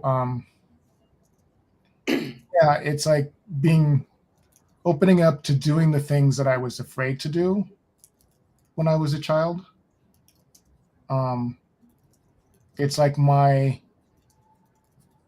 family of origin and the experiences and where my parents were, they were obstacles that hindered me from seeing who I really was and what I was capable of, right? And, working through all that and forgiving them, forgiving me, and, opening up to who I am, coming home. So I was just curious about the Akashic records for you, because not everybody has opened that door. It's interesting you say that because like I feel like it's one of those things, like maybe it's my fourth one, but like I'll do something and then I'll tell all my friends like this was so cool, like what, like, and then the response will be like, oh, that's interesting, and then most people will not actually open the door, and maybe that's for whatever reason, sequencing wise, like they got to do other things first. But yeah, it feels like almost like maybe it's not really like this, but like you're like looking at the back of the answer books of like, right. Like, the answer key. How would we answer? Like, let's expedite things here. Like, right. It kind of feels like that because I feel like, that's great. I want that. The other thing that I got out of it was also like I don't, like you're saying, like for Topher, like you have like visions and like visuals, and I feel like I'm coming into whatever my version of that is. And so I'm in this liminal space of like almost like having to trust what other people are saying is true. Mhm. And I can't really validate that. The only thing I have is like maybe my radar for what feels right. Mhm. And so it feels like maybe tying back to what we were saying previously of like the personalization of the system, the more like personalized or accurate it is, the more awareness it can build. It's like if someone's actually telling you something that's really real, maybe that expedites one's alignment with themselves, or maybe in alignment with like sensing these things. Like one of the things that I was told was around like certain guides that I have like around me, and Mhm. I'm like, haven't seen or really felt them necessarily. Like I have a way that I communicate with, whatever, entity that I'm looking to communicate with. But like, it's not, it's not like, oh, here's like a flash of an experience, or like, it's never really uncalled for. It's not like I have to intentionally initiate the connection. Um, but yeah, I don't know. It seems early. Yeah. Mm. How do you intentionally initiate the connection? So, because I'm very interested in this conversation too. I have the 1333, and I've had an Akashic record reading done for me. And so I'm thinking I'm supposed to be able to do this, right? If this is in my design, but I don't know how. So, like, or I don't know what, or if I'm doing. The other thing I've realized recently is I think I'm possibly downloading stuff all the time and it's actually distracting me. And I've learned to have to say, stop. Mm. I was playing pickleball the other day and I was just like, why am I trying to solve 4 problems at once? I want to hit the ball. So I was just like, stop already. And all of a sudden everything went quiet. And it was like, wait, did I actually tell my, this channel to turn off? So I don't know how I turned it on. That's my problem. Or it's on all the time and I don't know what to do with it. So Have anyway, you? What is your experience when you look back at your life retrospectively? Do you feel like you've always had that? It's always been on? so when I first felt it turn off, which would have been roughly 4 years ago after a psychedelic experience and a series of them. And all of a sudden it was like, oh, wait, my brain is just frantic all the time. I just assumed everyone's would like that. And yet, I talk to my wife and tell her what my thoughts, and she's like, I'm just sitting here going, duh. Like, she's just really, and I'm like, really? My mind is like everywhere all at once. So I think And it's always been on, Topher. It is kind of but it's agonizing. so you probably came in turned on. My Yeah, friend, but I had no idea or didn't trust it, like the information right. I was getting. Yeah. Well, one of my friends, he's a shamanic teacher. I've referred to him before. He's one that doesn't align with human design or anything that tries to box you in. He said that he was turned on when he came in, when he was born, and then there was a point where he turned it off, like when he was in his 20s, and then he turned it back on when he realized that that was his path, Hmm. right? So in one sense, I think most of us are turned on when we come in a sense, but coming into the 3D reality, having to ground in, people telling us, we forget, we turned it off, or it just diminishes, and so we forget, Hmm. right? Um, I'm not looking at your chart, but do you have the 2343? No, Do you have a defined head or ajna? I do in 4 worlds. I get it in the spiritual world. Which one do you get? Interesting to say out loud, right? Because if I was mentally unaware of it, but spiritually, I've got this spiritual teacher helping me find it. So it's pretty. Right. Which of the channels? Which of the channels do you have in between the head and the ajna? I think I've got the 61, and then I've got the channel 463. Okay, I so you can have never. the channel, and then you have the gate 61. Yeah, I think so. Okay, so I have the 6447, the 6120, the 6124, and I have the not. I don't have the 4, right?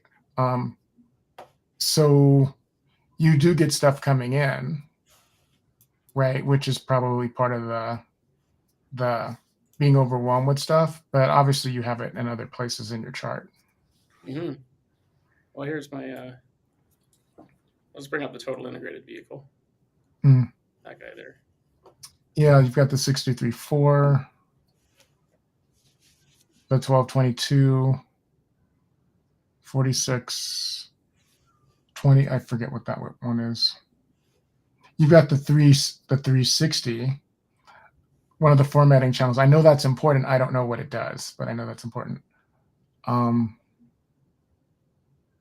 The other thing, because some people might be watching this and it'd be the first time they're seeing a total integrated vehicle, the four worlds. But are you guys clear that the red and black in this image does not mean designer personality at that point? It's just that's the color coding that's in the software. So it's Okay. So one of the exercises I'm going to do, I keep saying I'm going to do, I still haven't done it, but I should really do, is I want to do a watercolor of my body, but I want to mirror it so that the heart is actually on the side where my heart exists. So I'm looking in a mirror because we're talking about energy flow, right? Mm-hmm. And I also want to not have hard lines between the gates because it's not like it's turns on or off. It's like it's an energy that flows out. Mm-hmm. Also, the colors would then be either the four worlds, like what world is this gate in? Eleanor's also suggested, but I just don't know astrology enough. I think I'll just confuse myself. But she suggested using the planets instead. So instead of using the four worlds as your colors, you use the planets. Mm-hmm. I think energetically, a body graph that's painted watercolors where you actually see the colors blend together, right? So they create a channel, they create a new thing, a new item, and then like putting it up on your wall and putting Reiki on it and just having it be like this energetic piece of art in your room is something I want to do. So I've asked a friend if she'd do it for me, but I might get one in a month. But otherwise, I should just get out the watercolors. Except I have no desire to do it. I just can't. Like I want it so bad, but I have no desire. I cannot get myself to do it for some reason, and I don't understand why. Yeah. Is that what those odd, like in the extra, like after the well, on the 8 charts that well, no, because in her program that her son created, there's all these other charts, right, that have like the lavender color. Is that what that represents, the four worlds?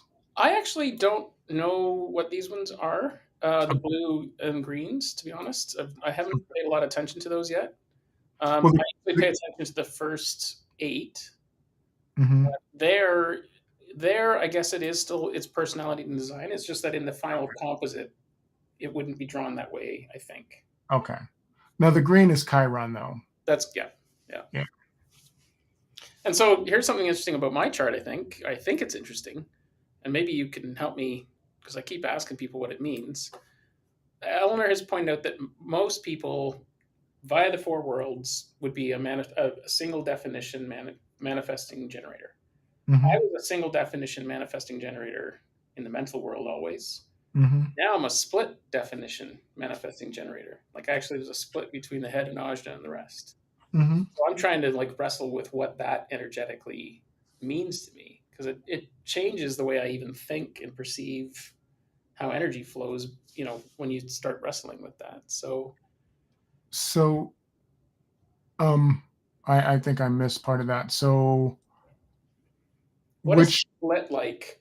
What would it be like to have a split between the head and ajna and the rest of your energetics? Well, that's what I have. Okay, perfect. Tell me what that is. Yeah, I have a split. My head and my ajna are connected, and then so I have gate 11, but I don't have 56. Okay. And then I have the 1222 that goes from the voice to the solar plexus. I have the 3041 that goes to the root. I also have the 4037 that goes from the solar plexus to the heart. Well, here, I'll pull your chart up, actually. We should speak right to yours. I gain more, but I'm still single definition in my composite chart or integrated chart. Okay. So what does that split mean to you? What happens energetically when there's a split? So when people have a split, whether it's a single, double, or triple split, it means it's like you have different personalities. So for me, it's like there's two different ways that I operate in the world.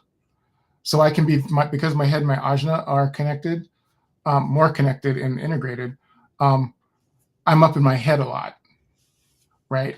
So this is my regular traditional human design chart. So you can see I'm connected through the 61, 24, and that's it. I have gate 11, but I don't have 56. So that channel is the gate of the storyteller. Well, I'm a storyteller. I mean, I tell stories all the time with my students and other people. The issue is that whether am I sensitive to the person I'm in front of? Because some people don't want to hear my stories. Right. So if I'm paying attention, it's like, okay, yeah, knock off the story, listen or do communicate in a different way, right? But my voice and my solar plexus and my root are connected in traditional human design. If you look at if you scroll down to my integrated, and you'll notice that I don't have my G center or my self center is open. But if you go to my integrated chart, you'll see that my integrated lights up, and I go from having one gate 1, to having all the gates except for the 1333, right? Yeah. My heart opens up, or right. So, but I still have the split. So my voice is connected to my emotions, is connected to my grounding, is connected to my heart, is connected to myself, right? So I have most of my being is integrated. Um, but I mean, it is all integrated because we do have everything. So I don't have the spleen. I have nothing coming off of the spleen, but I do have intuition. Like she says, um, it's about timing and about situation, right? I've heard it said that people that have an open spleen are people that can be good at being a medical intuitive, right? But that doesn't mean that people that you could be a person that has a defined spleen and has most, if not all, the gates, can still be a medical intuitive, right? But in every world, I do not have a defined sacral, Mm-hmm. Well, right? one of the reasons for this conversation, right, is that you two are, the more the few that don't have a defined sacral in all four worlds. Right. It's very interesting to just see where that happens. I mean, what did you gain?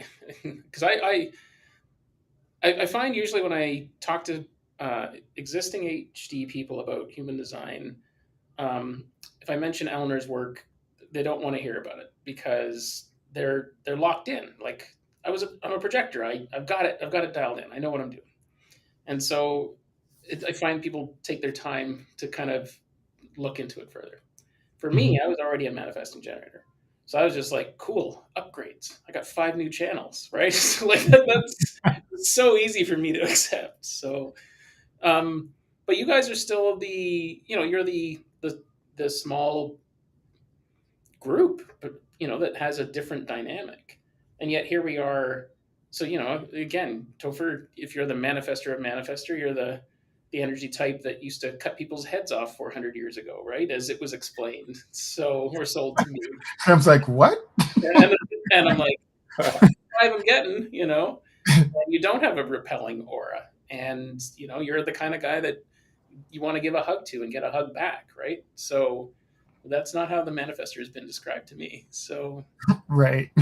and then Graham, like as a projector, like you're higher energy than more vibrant than how a projector has been sold to me. So, I mean these, of course, as compliments. So I'm just trying to choose my words here, but it's because like there should be absolute extremes here, and there isn't. It's just we're still just three people talking about energetics and how to be better and how we can make an impact. So it's cool. Mm-hmm. Anyways, um, we got. Oh, I'm still curious about that split thing. Because you're still split from that. So Yeah, what does that mean? Because you were split before, right? So you spent right. 10 years getting to know human design and the idea of a split is. I don't think I understand what a split is because I never had to think about it, and now all of a sudden it's my new problem to solve. Yeah, I mean, my experience of it, I mean, it makes sense to me because I'm mental.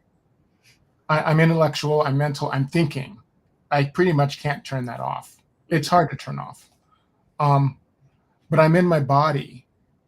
I feel things. I experience things, right? I mean, you can say that's because of the line 3 energy that I carry instead of saying line 5, or 3 5. Um, Also because of my story growing up in the family I grew up from. I was cut off to all my awareness. It's like I've never thought of it this way before, but it's like I grew up energetically blind because I couldn't feel. That wasn't safe, and I didn't have a voice. It wasn't safe to speak. But when you look at if you look at my basic chart, um, I've got a voice. I've got the center for the voice. I've got the center for the emotions. But I didn't grow up that way.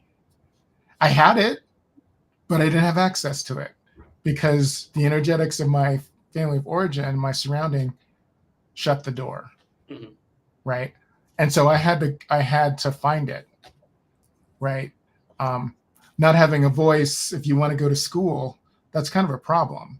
You kind of have to, but I made it work. I was a guy that growing up in school, I never asked questions in class. Elementary school, middle school, high school, college. I didn't start to ask questions until graduate school. Well, into my 30s, right?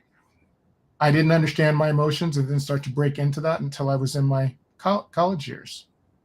So for me, the split makes sense.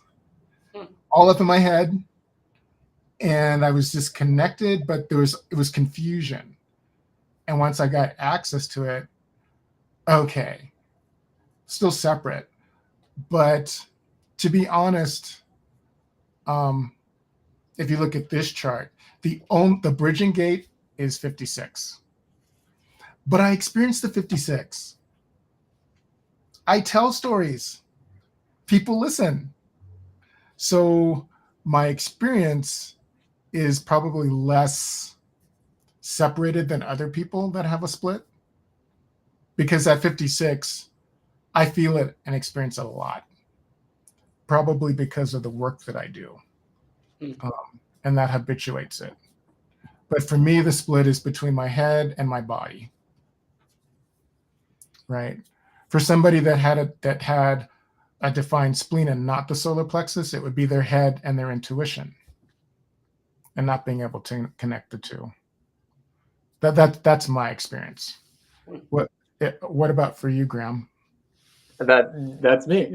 I'm the spleen. I don't have the solar plexus, and I have the 1156 in every world. So Mhm. like I'm very mental. What you were saying before about being kind of in your head, like that Mhm. resonates a lot. Mhm. Um, and And I you are the storyteller. yeah, totally. I view the split as like there are definitely two different parts of me that almost like are working separately, but there is a connection between them. It's just not Mhm. necessarily direct. Like Mhm. I think part of it is also afforded by my spleen to root, the 5432 is all unconscious. And so it's kind of just going Mhm. for it. Like it just goes and kind of drives my body to go in, different directions, or, it also flavors the types of stories that I like to hold and tell. And they're usually around like transformation or improving things. And it's very much related to this project that I'm working on, Vibe Share, which is around telling your personal story in a social context so that it inspires other people to transform and become themselves more. Like Mhm. it all just kind of fits together like that for sure. Mhm. I've thought about like with my bridging gate is the 48. And in terms of like I thought about like almost like from a mental capacity, like if I could understand this energy on some level, can I almost like bridge that split myself? And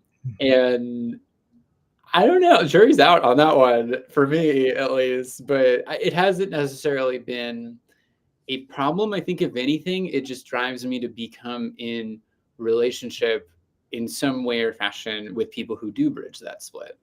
And so Mhm. like my life, I make sense of it in terms of like chapters according to my like life partner. Mhm. And my first life partner had the 48, and like that was part of it. And then my most recent one bridged through the solar plexus in a different way, but like Mhm. they were just different lenses into connecting almost like those two parts of myself. And maybe like the two different ways of bridging it gave me some dimensionality to really understanding that. Mhm. And so, yeah, so I've been thinking about that.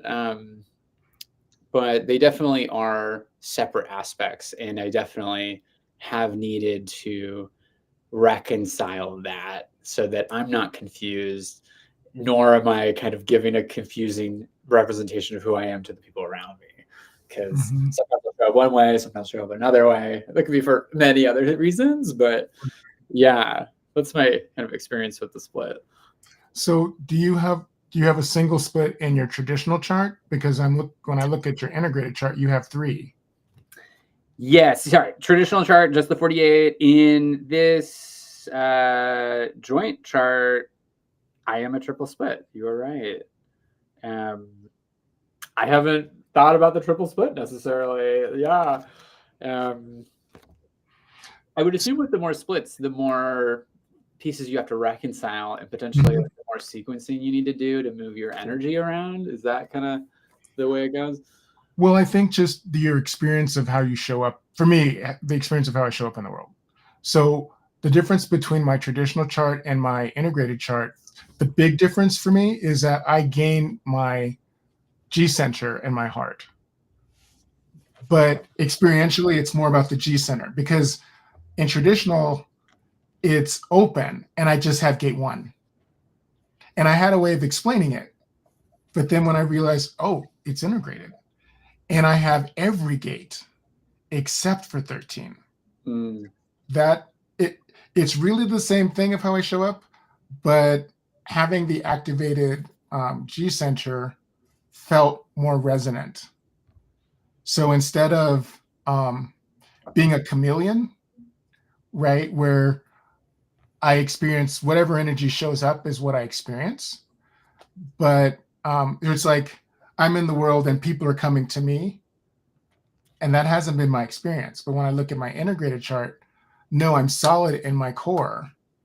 And I've Dr. Eleanor said it the way she said it. It's like I'm an octopus with tentacles that go out, right?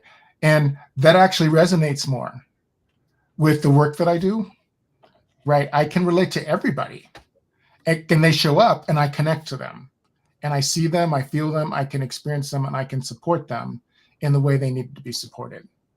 So for me, that resonates more. I haven't spent a lot of time, haven't figured out how the heart really integrates with that. I mean, I know that I guess it makes more sense. I'm a heart centered person and always have been.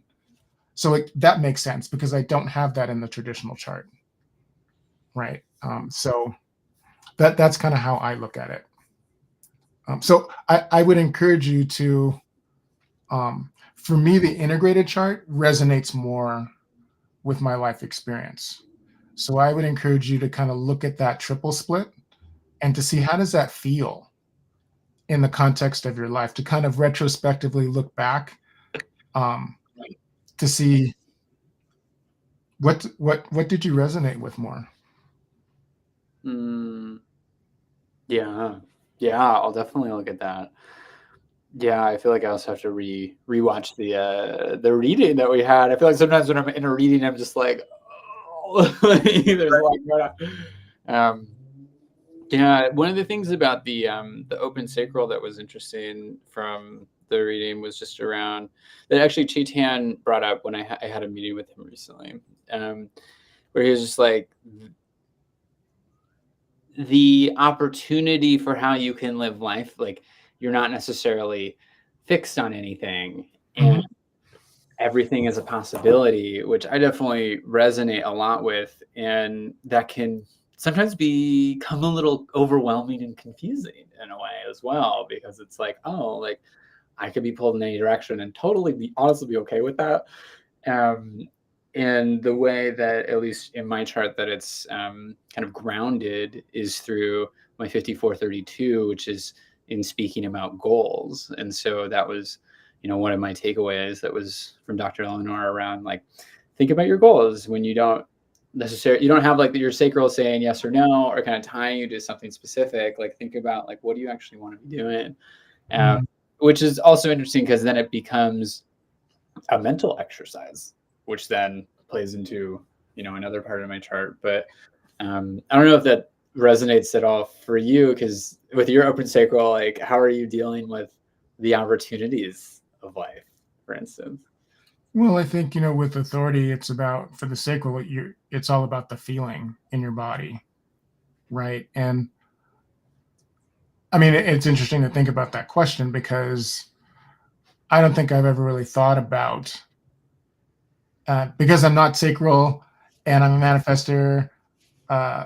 That's the difference between a manifester and a manifesting generator. Sean has the sacral and I don't, right? When I lived as if I had a sacral, I always burnt out and I got sick, right? So it really is about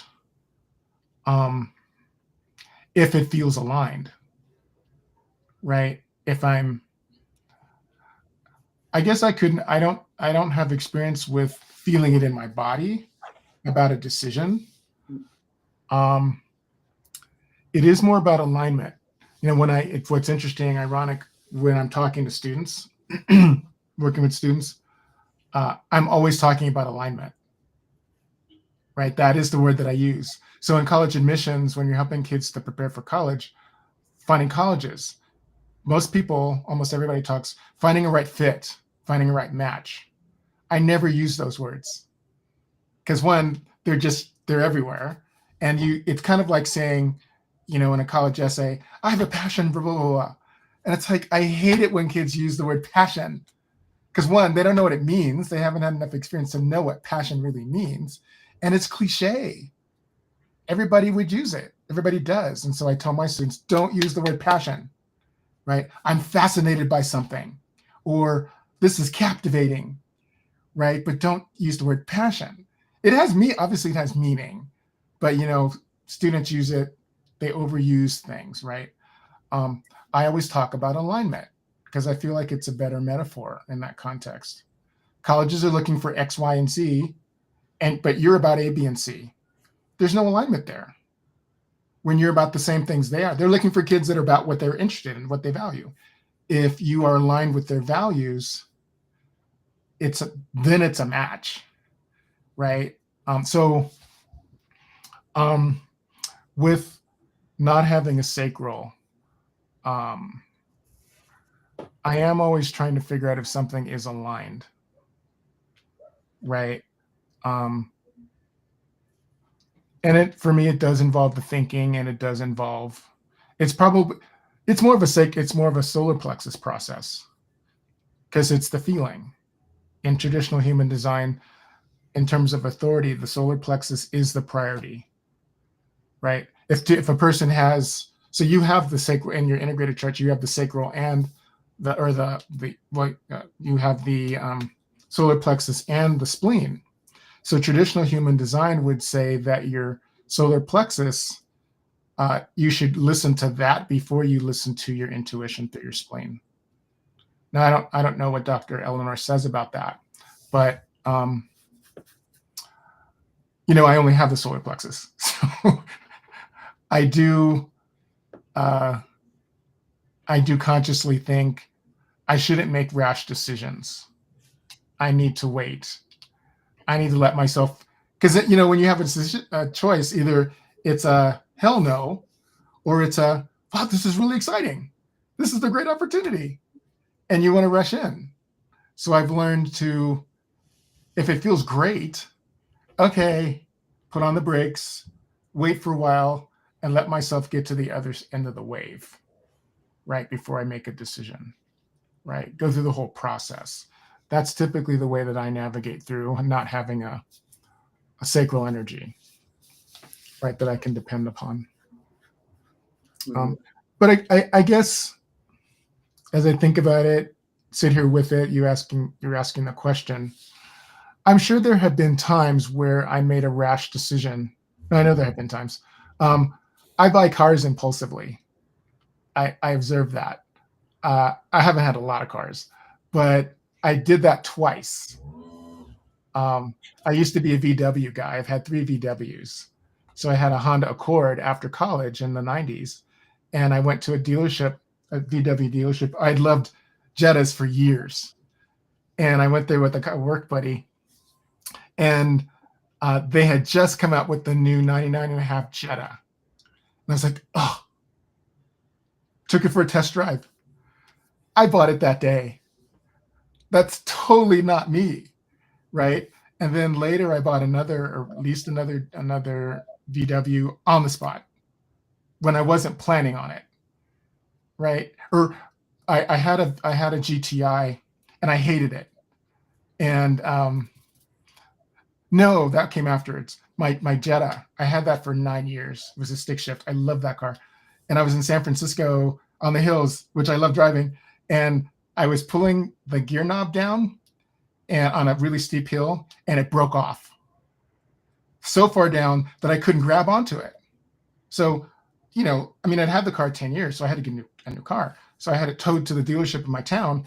And that's when I got the GTI. I mean, because I had to get a car. I didn't like it. And then when I was ready to give it up, I wanted to give it up. The new VW Beetle came out in 13. Loved that car. I didn't know what I was going to get. And I test drove it, stick shift, turbo, loved it. Right. So I don't typically make decisions like immediately, but those are 2 examples. Those are kind of big examples, right? I guess if I'm going to use my sacral, I go big, but normally I don't do that. Yeah. I'm thinking of a question. It's kind of a separate question, which goes back to, I guess, one of the topics we were thinking of talking about was around like archetypes. How different are archetypes? And I'm thinking of like kind of initiating change or like guidance. And I'm curious, Sean, how you can play into this question as well. But I'm thinking of like Topher for you, like you're like guiding students in their choices around what to do. Mm-hmm. And the word guidance is also associated with like projectors. Mm-hmm. And like, I guess, I don't know what the real question is, but it's like, what is initiation? What is guidance? Like, what is the difference between the two? And then maybe even like Sean, like you're very influential in your own ways. Like if there's like a word that comes to mind for you for what you do and how that plays in. I don't know. This is a broad word jumble, but no. Well, I know exactly what you mean. So I've kind of looked into that. It's like, well, I'm a manifestor. I'm supposed to be starting new things. So why is it that I'm so good at counseling and guiding people? And why do people show up? So as I was asking questions and exploring that, I was listening to whoever I was listening to. So of all the 36 channels, there are projector channels, there are manifesting channels, all that. So in my traditional chart, I only have 3 channels. 2 of them are projecting channels, and 1 is up. So the 1222 is a manifesting channel, whereas the 3041 and the 2461, I think, are those are the projecting channels. So that's why. So manifesting, I do start things. I've had 10 different jobs, whatever. I can never stay at anything because I get bored. I don't want to live in the world that I create, right? With what I've been doing as a consultant, people say, well, you could create an agency. I've never wanted to do that. I don't want to create a company with a lot of people. I don't want to manage anybody, right? I'll collaborate with people. I'll be a consultant for somebody, but I don't want to manage or be managed, right?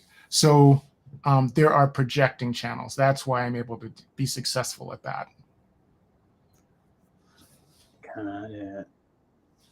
Topher, can you explain to me why Graham's chart is a projector? Because it's very similar to yours, right? It's just missing the sacral, but I've never quite understood why this would still be a projector's. So he doesn't have what makes a manifestor is having a voice to the throat that connects to an awareness center. So I have the 1222, which goes from the voice to the solar plexus. Right. That's the only thing that makes me a manifest. Well, two factors. That's one factor that makes me a manifestor. The other factor is that I don't have a sacral. Right. So, some people are splenic manifestors. They'll have, I can't see the numbers, but Graham, on your chart, it's the outside channel with red at the top. So if you had the 48, then you would be a manifestor. Because of the motor. Isn't it a motor to the throat? Yeah, a motor to the throat. It's Yeah. a motor to the throat. Cool. Yeah. Cool. Yeah, because if you had 48, then you'd be a manifestor. Right. Yeah. And so since you don't have a sacral, if you had a sacral, you would be a generator. Right. If you had the sacral and you had 48, you'd be a manifesting generator. Right. So the only other options are projector and reflector, and you're not a reflector because, you've got defined centers. So it's kind of a process of elimination and determining, is this person a manifestor? How do I check? Is this person a manifesting generator? And if they're not a reflector. Do you want something else that'll bake your noodle? What? Eleanor has said that, look at your design. You both are not that far off of being manifesting generators. So, Right. A transit, someone cuddling you, Yeah. eating a carrot, you're basically just, we're all just manifesting generators at this point, and then various levels of nuance. So, right. I mean, transits are coming into interacting with the right person would enable Graham and I to be MGs. Yeah.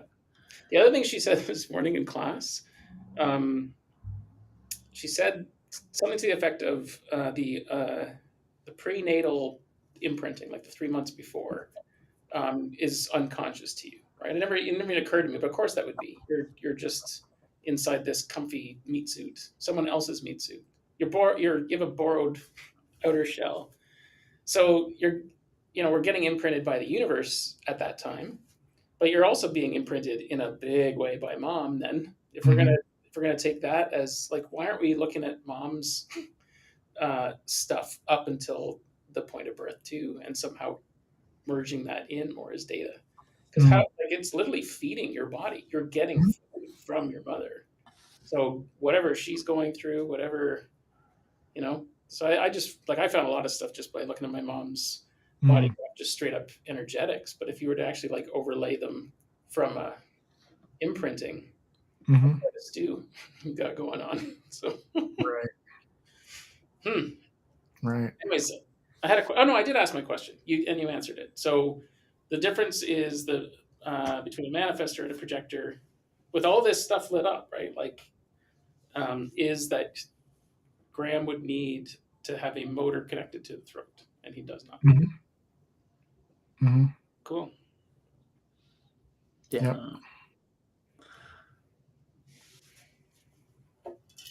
So which of those channels are new for you then, Graham?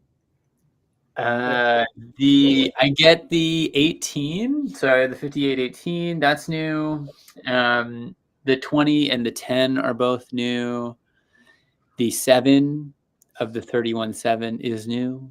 So the alpha channel is new? Yes. The 37 is new, so that is the 3740, which activates my both these solar plexus and will center. Um, and then the 1762 is also new. So a lot of it. Yeah, I honestly haven't done like too much work or like study of like how those channels necessarily like show up like for me. But I do definitely resonate with like having some decisions, for instance, like needing to like wait for clarity from the emotional solar plexus for sure. Um, yeah. That 731, that's that alpha channel. So I have that, and my wife has it. And so I'll give you some examples, and we'll see if if any of these kind of resonate to your experience. So we both own and operate a wellness center here in Victoria-ish. And if we have meetings with other people, and they're like within our aura, and she and I get bantering, like we think it's playful, loving, been married 30-year-old banter, right? So we're jabbing at each other. The people watching are almost always like, "Whew, it's getting hot in here." Like there's some sort of alpha channel energy that we think is nothing, and everyone else is uncomfortable. And it's kind of like two deer with the big horns just locking and being like, "I'm gonna." One of us has to win, and so that's I experience that a lot with people. Also, a lot of people that I know that have the alpha channel, I just sort of say them, like look them in the eye and just go like, "Sup?" Like if there's a knowing, like I know, I know that you know, if that makes sense. So maybe pay attention to that. So, I mean, that's literally my experience growing up. I fought with my dad all the time like that. He's a manifester. He doesn't have that in the traditional um, context, and but I don't mean that the other person needs to have an alpha. They will test your alpha, right? They want I get that all the time. Oh yeah, I've been kicked out of so many things like by the leader of said thing, and to. I'm like, why is this happening? Like, that's interesting you say that. Yeah, I also when I went to high school, I went to Catholic school, and I think I probably picked these fights, but like I was in a class called Atheism and Faith that was I thought it was about like why atheism makes sense or like, like give an alternate perspective, but it was very Which much high school did you go to? Bishop O'Dowd. Oh, okay. Yeah, I I know. used, I used to visit there for work.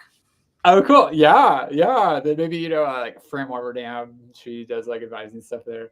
Mm. Uh, but the teacher, basically, I was like, I was upset in a way that it was just a grounds for having like straw man arguments that they would then say like this is why atheism is like unfounded or wrong or whatever.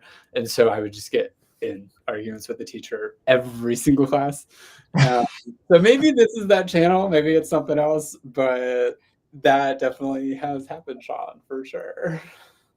Yeah, I get tested all the time. And sometimes it's physical too. And especially when I was bigger, like when I had another 120 pounds on me, people would want to, like I would be the ideal adversary, take down a big guy who never fought, didn't know how, didn't want to. But yeah, and now looking back, I just know and sense that that's what was going on. Because I'd be like, why me? Like, I was just minding my own fucking business. So it's happened so many times. It happened at a Christmas party last year. We're at a friend's uh, small apartment, so there's a lot of us crammed in there. So like the seating situation, I was basically had to sort of sit close to everybody because I wouldn't have chosen that location. So I'm sitting next to this guy, and he's wearing these Christmas pajama bottoms and really animated. And for some reason, he starts getting mad, and he's talking about his wife and how she uses a walker, and people bump into her and knock her over, and he's just like he's getting infuriated.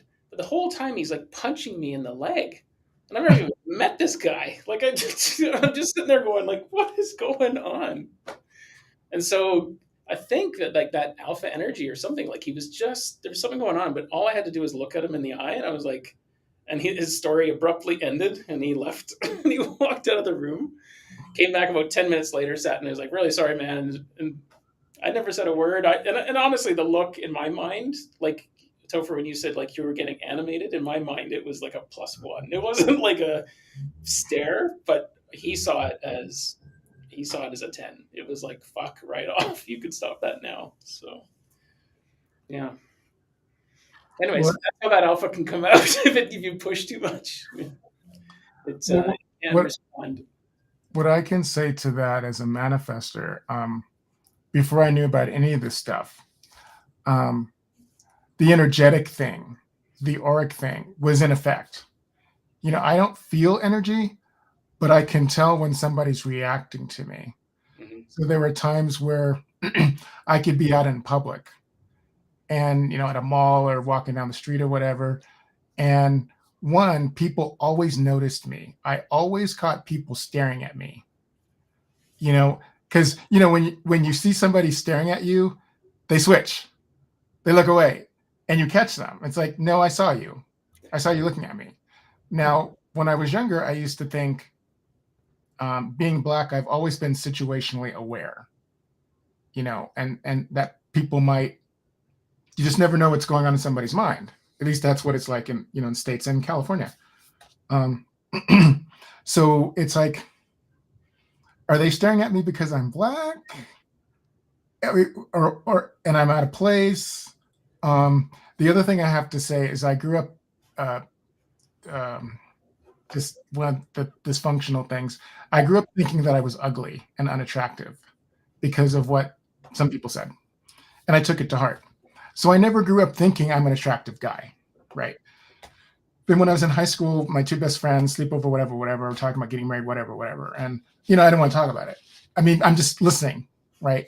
And not saying anything. And they're like, so Chris, what do you think? Are you, yeah, no, I don't think I'll get married. Why not? Well, I didn't want to say it, right? But they kind of forced me. I said, well, because I'm not very attractive. And they're like, what are you talking about? Are you crazy? So the whole story came out, whatever. But as I got older and I went into therapy and I was dealing with my issues, I began to realize that people saw me as attractive, right? So I also I got braces when I was 36, right? But most of my life I had gaps between all my teeth, top and bottom. I hated that. Now people said that I had a beautiful smile. I didn't believe them because I hated my smile. So when I had the opportunity to change it, I did. And then I was able to see what other people saw. But people find me attractive, which just feels odd to me because I just see myself as a guy. That's a normal looking guy. So when I was telling the story to a friend, he said, well, maybe they were staring at you because they thought you were attractive. Really? I mean, that just kind of, that I never thought of that. I do have the experience where people notice me, and some people are intimidated by me. And so they're just kind of like, but the reality is that it doesn't matter. I don't need to care about what other people think about me. Some people may think I'm attractive. Some people may be repelled. Some people may, whatever. It doesn't really matter. Right. So I don't have to walk around with this whole insecurity or projection, right? If somebody's projecting something on me, whatever, that's their thing. It's none of my business. And I don't have to let it affect how I show up in the world, right? But I do experience the energetic, where it typically comes out as being people being intimidated by me, right? Which I kind of find comical. Yes, I'm so not that, right? It's either people that know me are attracted to me and they like me and they want to be in my presence, and people that don't know me are the ones that could be standoffish. So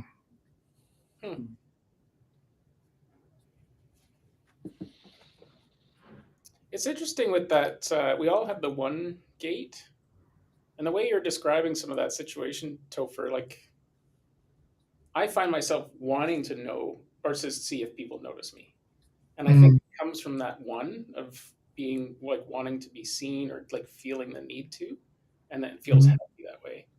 I have a friend who I forget what he said, but he basically gets his family to applaud for him when he walks in the house. And it helps him feel recognized. Like, oh, at least someone noticed me today. You know what I mean? And I Mhm. thought, oh, that doesn't sound like a bad idea because there's that like internal wanting for that. For me, the one is in design, and so like Mhm. the eye opener for me was when the Mohawk started to arrive. I didn't plan it. It just kind of was this process I went through of trying to get comfortable with just changing my hairstyle. But I Mhm. realized my body wanted to peacock, right? It feels healthier doing something like that. So if Mhm. that's all it took to like soothe it, fine. It's actually the best haircut I've ever had. It's fun. It's easy to do. I don't lose hats because it's got like Velcro on the sides here. It's great. It's the perfect Mhm. haircut. So, but I my body feels healthier somehow, knowing that I've allowed it to express that. Mhm. So, So I've always looked at the one about creativity. I've never looked at it from the perspective of, I mean, it makes sense.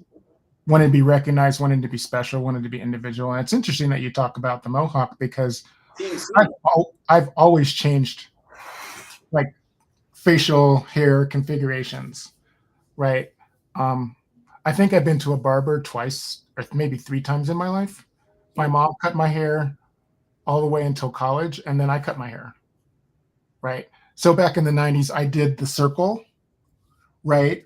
For my high school reunion, 10-year high school reunion, I did a flat top,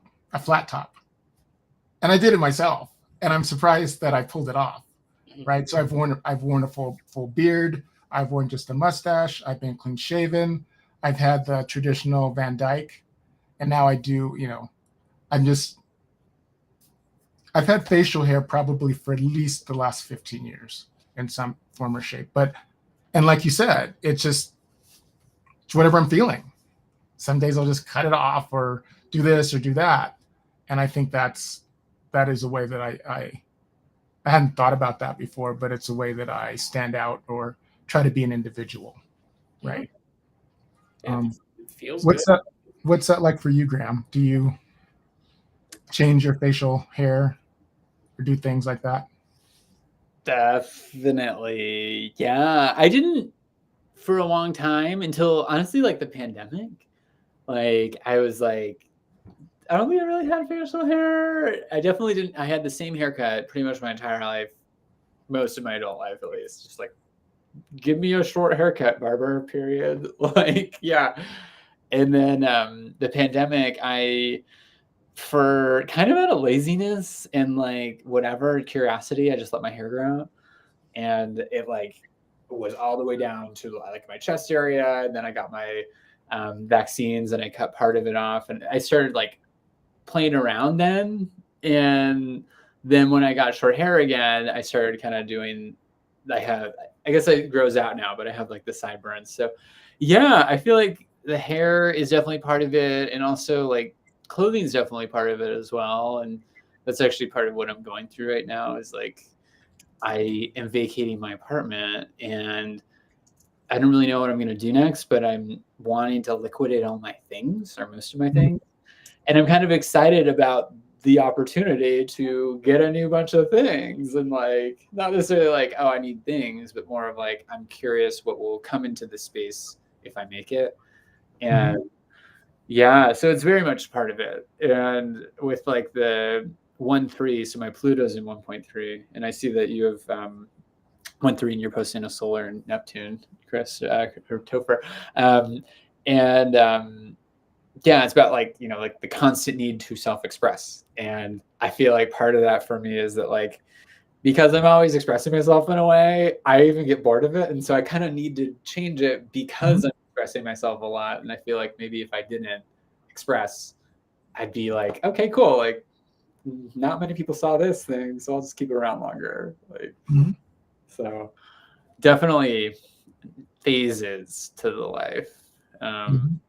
for myself, for other people, but definitely to keep it interesting for myself. Yeah. Mhm. What's it like when you invite people into your space? for them? How do they respond to your space? Usually with a lot of curiosity. Like Mhm. I have things everywhere, usually like on the walls. Like you can kind of see. Imagine the rest of the house is like covered in things like this. Um, yeah, I guess respect, curiosity. I haven't hosted as much in my life until like for various reasons, but it's something I'm like leaning into more. So maybe I'll have more data uh, Mhm. soon. But yeah, yeah, I would say that there's like a here's it's almost like I feel like everyone's internal worlds are rich and not necessarily everyone externalizes that. Mhm. So I feel like part of the externalizing it is being, the 1/8 is around the creative role model, kind of like saying like, oh, like you can transition that like from your like spiritual world, for instance, into, a physical or a mental or whatever other kind of Mhm. plane you want. But yeah, inspiring that through the things, through the physical, I feel like is part of my experience. Mhm. So I've always found that, um, I mean, after moving out of my mom's home, and we, later in her life, we lived together. We bought a place together. Um, Ironically, she was the best housemate I'd ever had because she wasn't in my business, right? We had boundaries, and she respected them. But for me, I've always had part of my self expression has been manifested in the place that I live or the place that I worked. Mm. Like when I worked at Santa Clara, where I went to school, and I was an admission counselor. Back then, we had our own offices. Each person had an office, so I bring in stuff from home. I've I'm a plant person, so I've had it's been a roller coaster. I've had periods where I have plants and periods where I don't. I don't have plants right now, but like long-term plants, like 20 years. But I bring plants to work. I brought parts of myself to work and decorated my office. And people would come into my office, like colleagues, and um, once I had a colleague come in, and I was sitting at my desk working, and he just comes in and he sits down in the chair. And I'm like, hey, Kevin. Hey, Chris. What's going on? Oh, I just wanted to come in and hang out because your office is so peaceful, right? I've always gotten that. Every place that I've lived, I make it my own. And when people come into it, wow, this is just so peaceful, right? But that's what I want. And it's in my chart. I think that's gate 11, right? It's one of them. Um, but the place where I'm at now, I lived here for a couple months because all my stuff was in storage. And once I brought it out, it's like, it took me a while. There's a lot to unbox. It's like, what do I want here? What do I want there? It's about how it feels, right? So I have stuff on the walls. I have the art that I've acquired, purchased, crystals, gems. It's all about the space. I always have to make it my own. It's one of the ways that I express my creativity. And now I'm starting to paint. So um, who knows where that's going to go. Would you want to do a Sean's commissioned watercolor body graph with your paint? I'm I looking forward probably to it. could. I mean, I should just do it. You know, I stay on the hall, but I do know that I want to do the actual body graph needs to be correct. Like after talking to Naomi about the dimensions of the body graph, and she's been doing pendulum testing over different versions of it, and they have different energetic properties. So I actually think I need to get like a body graph die cut template to as the under piece, just so that things are in the right place, and then let the watercolor flow. So, anyways, you can see I'm assembling some sort of product in my mind, but Yeah, there. hmm. I know part of our signature is not knowing when not enough is enough, at least for Topher and me. Without Yeah. I feel I feel like I'm turning into a pumpkin after 2.5 hours of chatting. This has been a lot of fun. Yeah, that's Yeah, been good, it boys. has. Yeah, cool. All right, but I don't know how to. Ooh. How do we end this? I'll just put that little screen up on the end there. We could probably do this again too, and just keep the conversation going if you want at some point. Yeah, that would be cool. This has really been fun. Cool. All right. Well, then I kind of gave it like a name. I forget what I called it. Anyways, you're going to see it at the end here, and then I'll end the stream. And then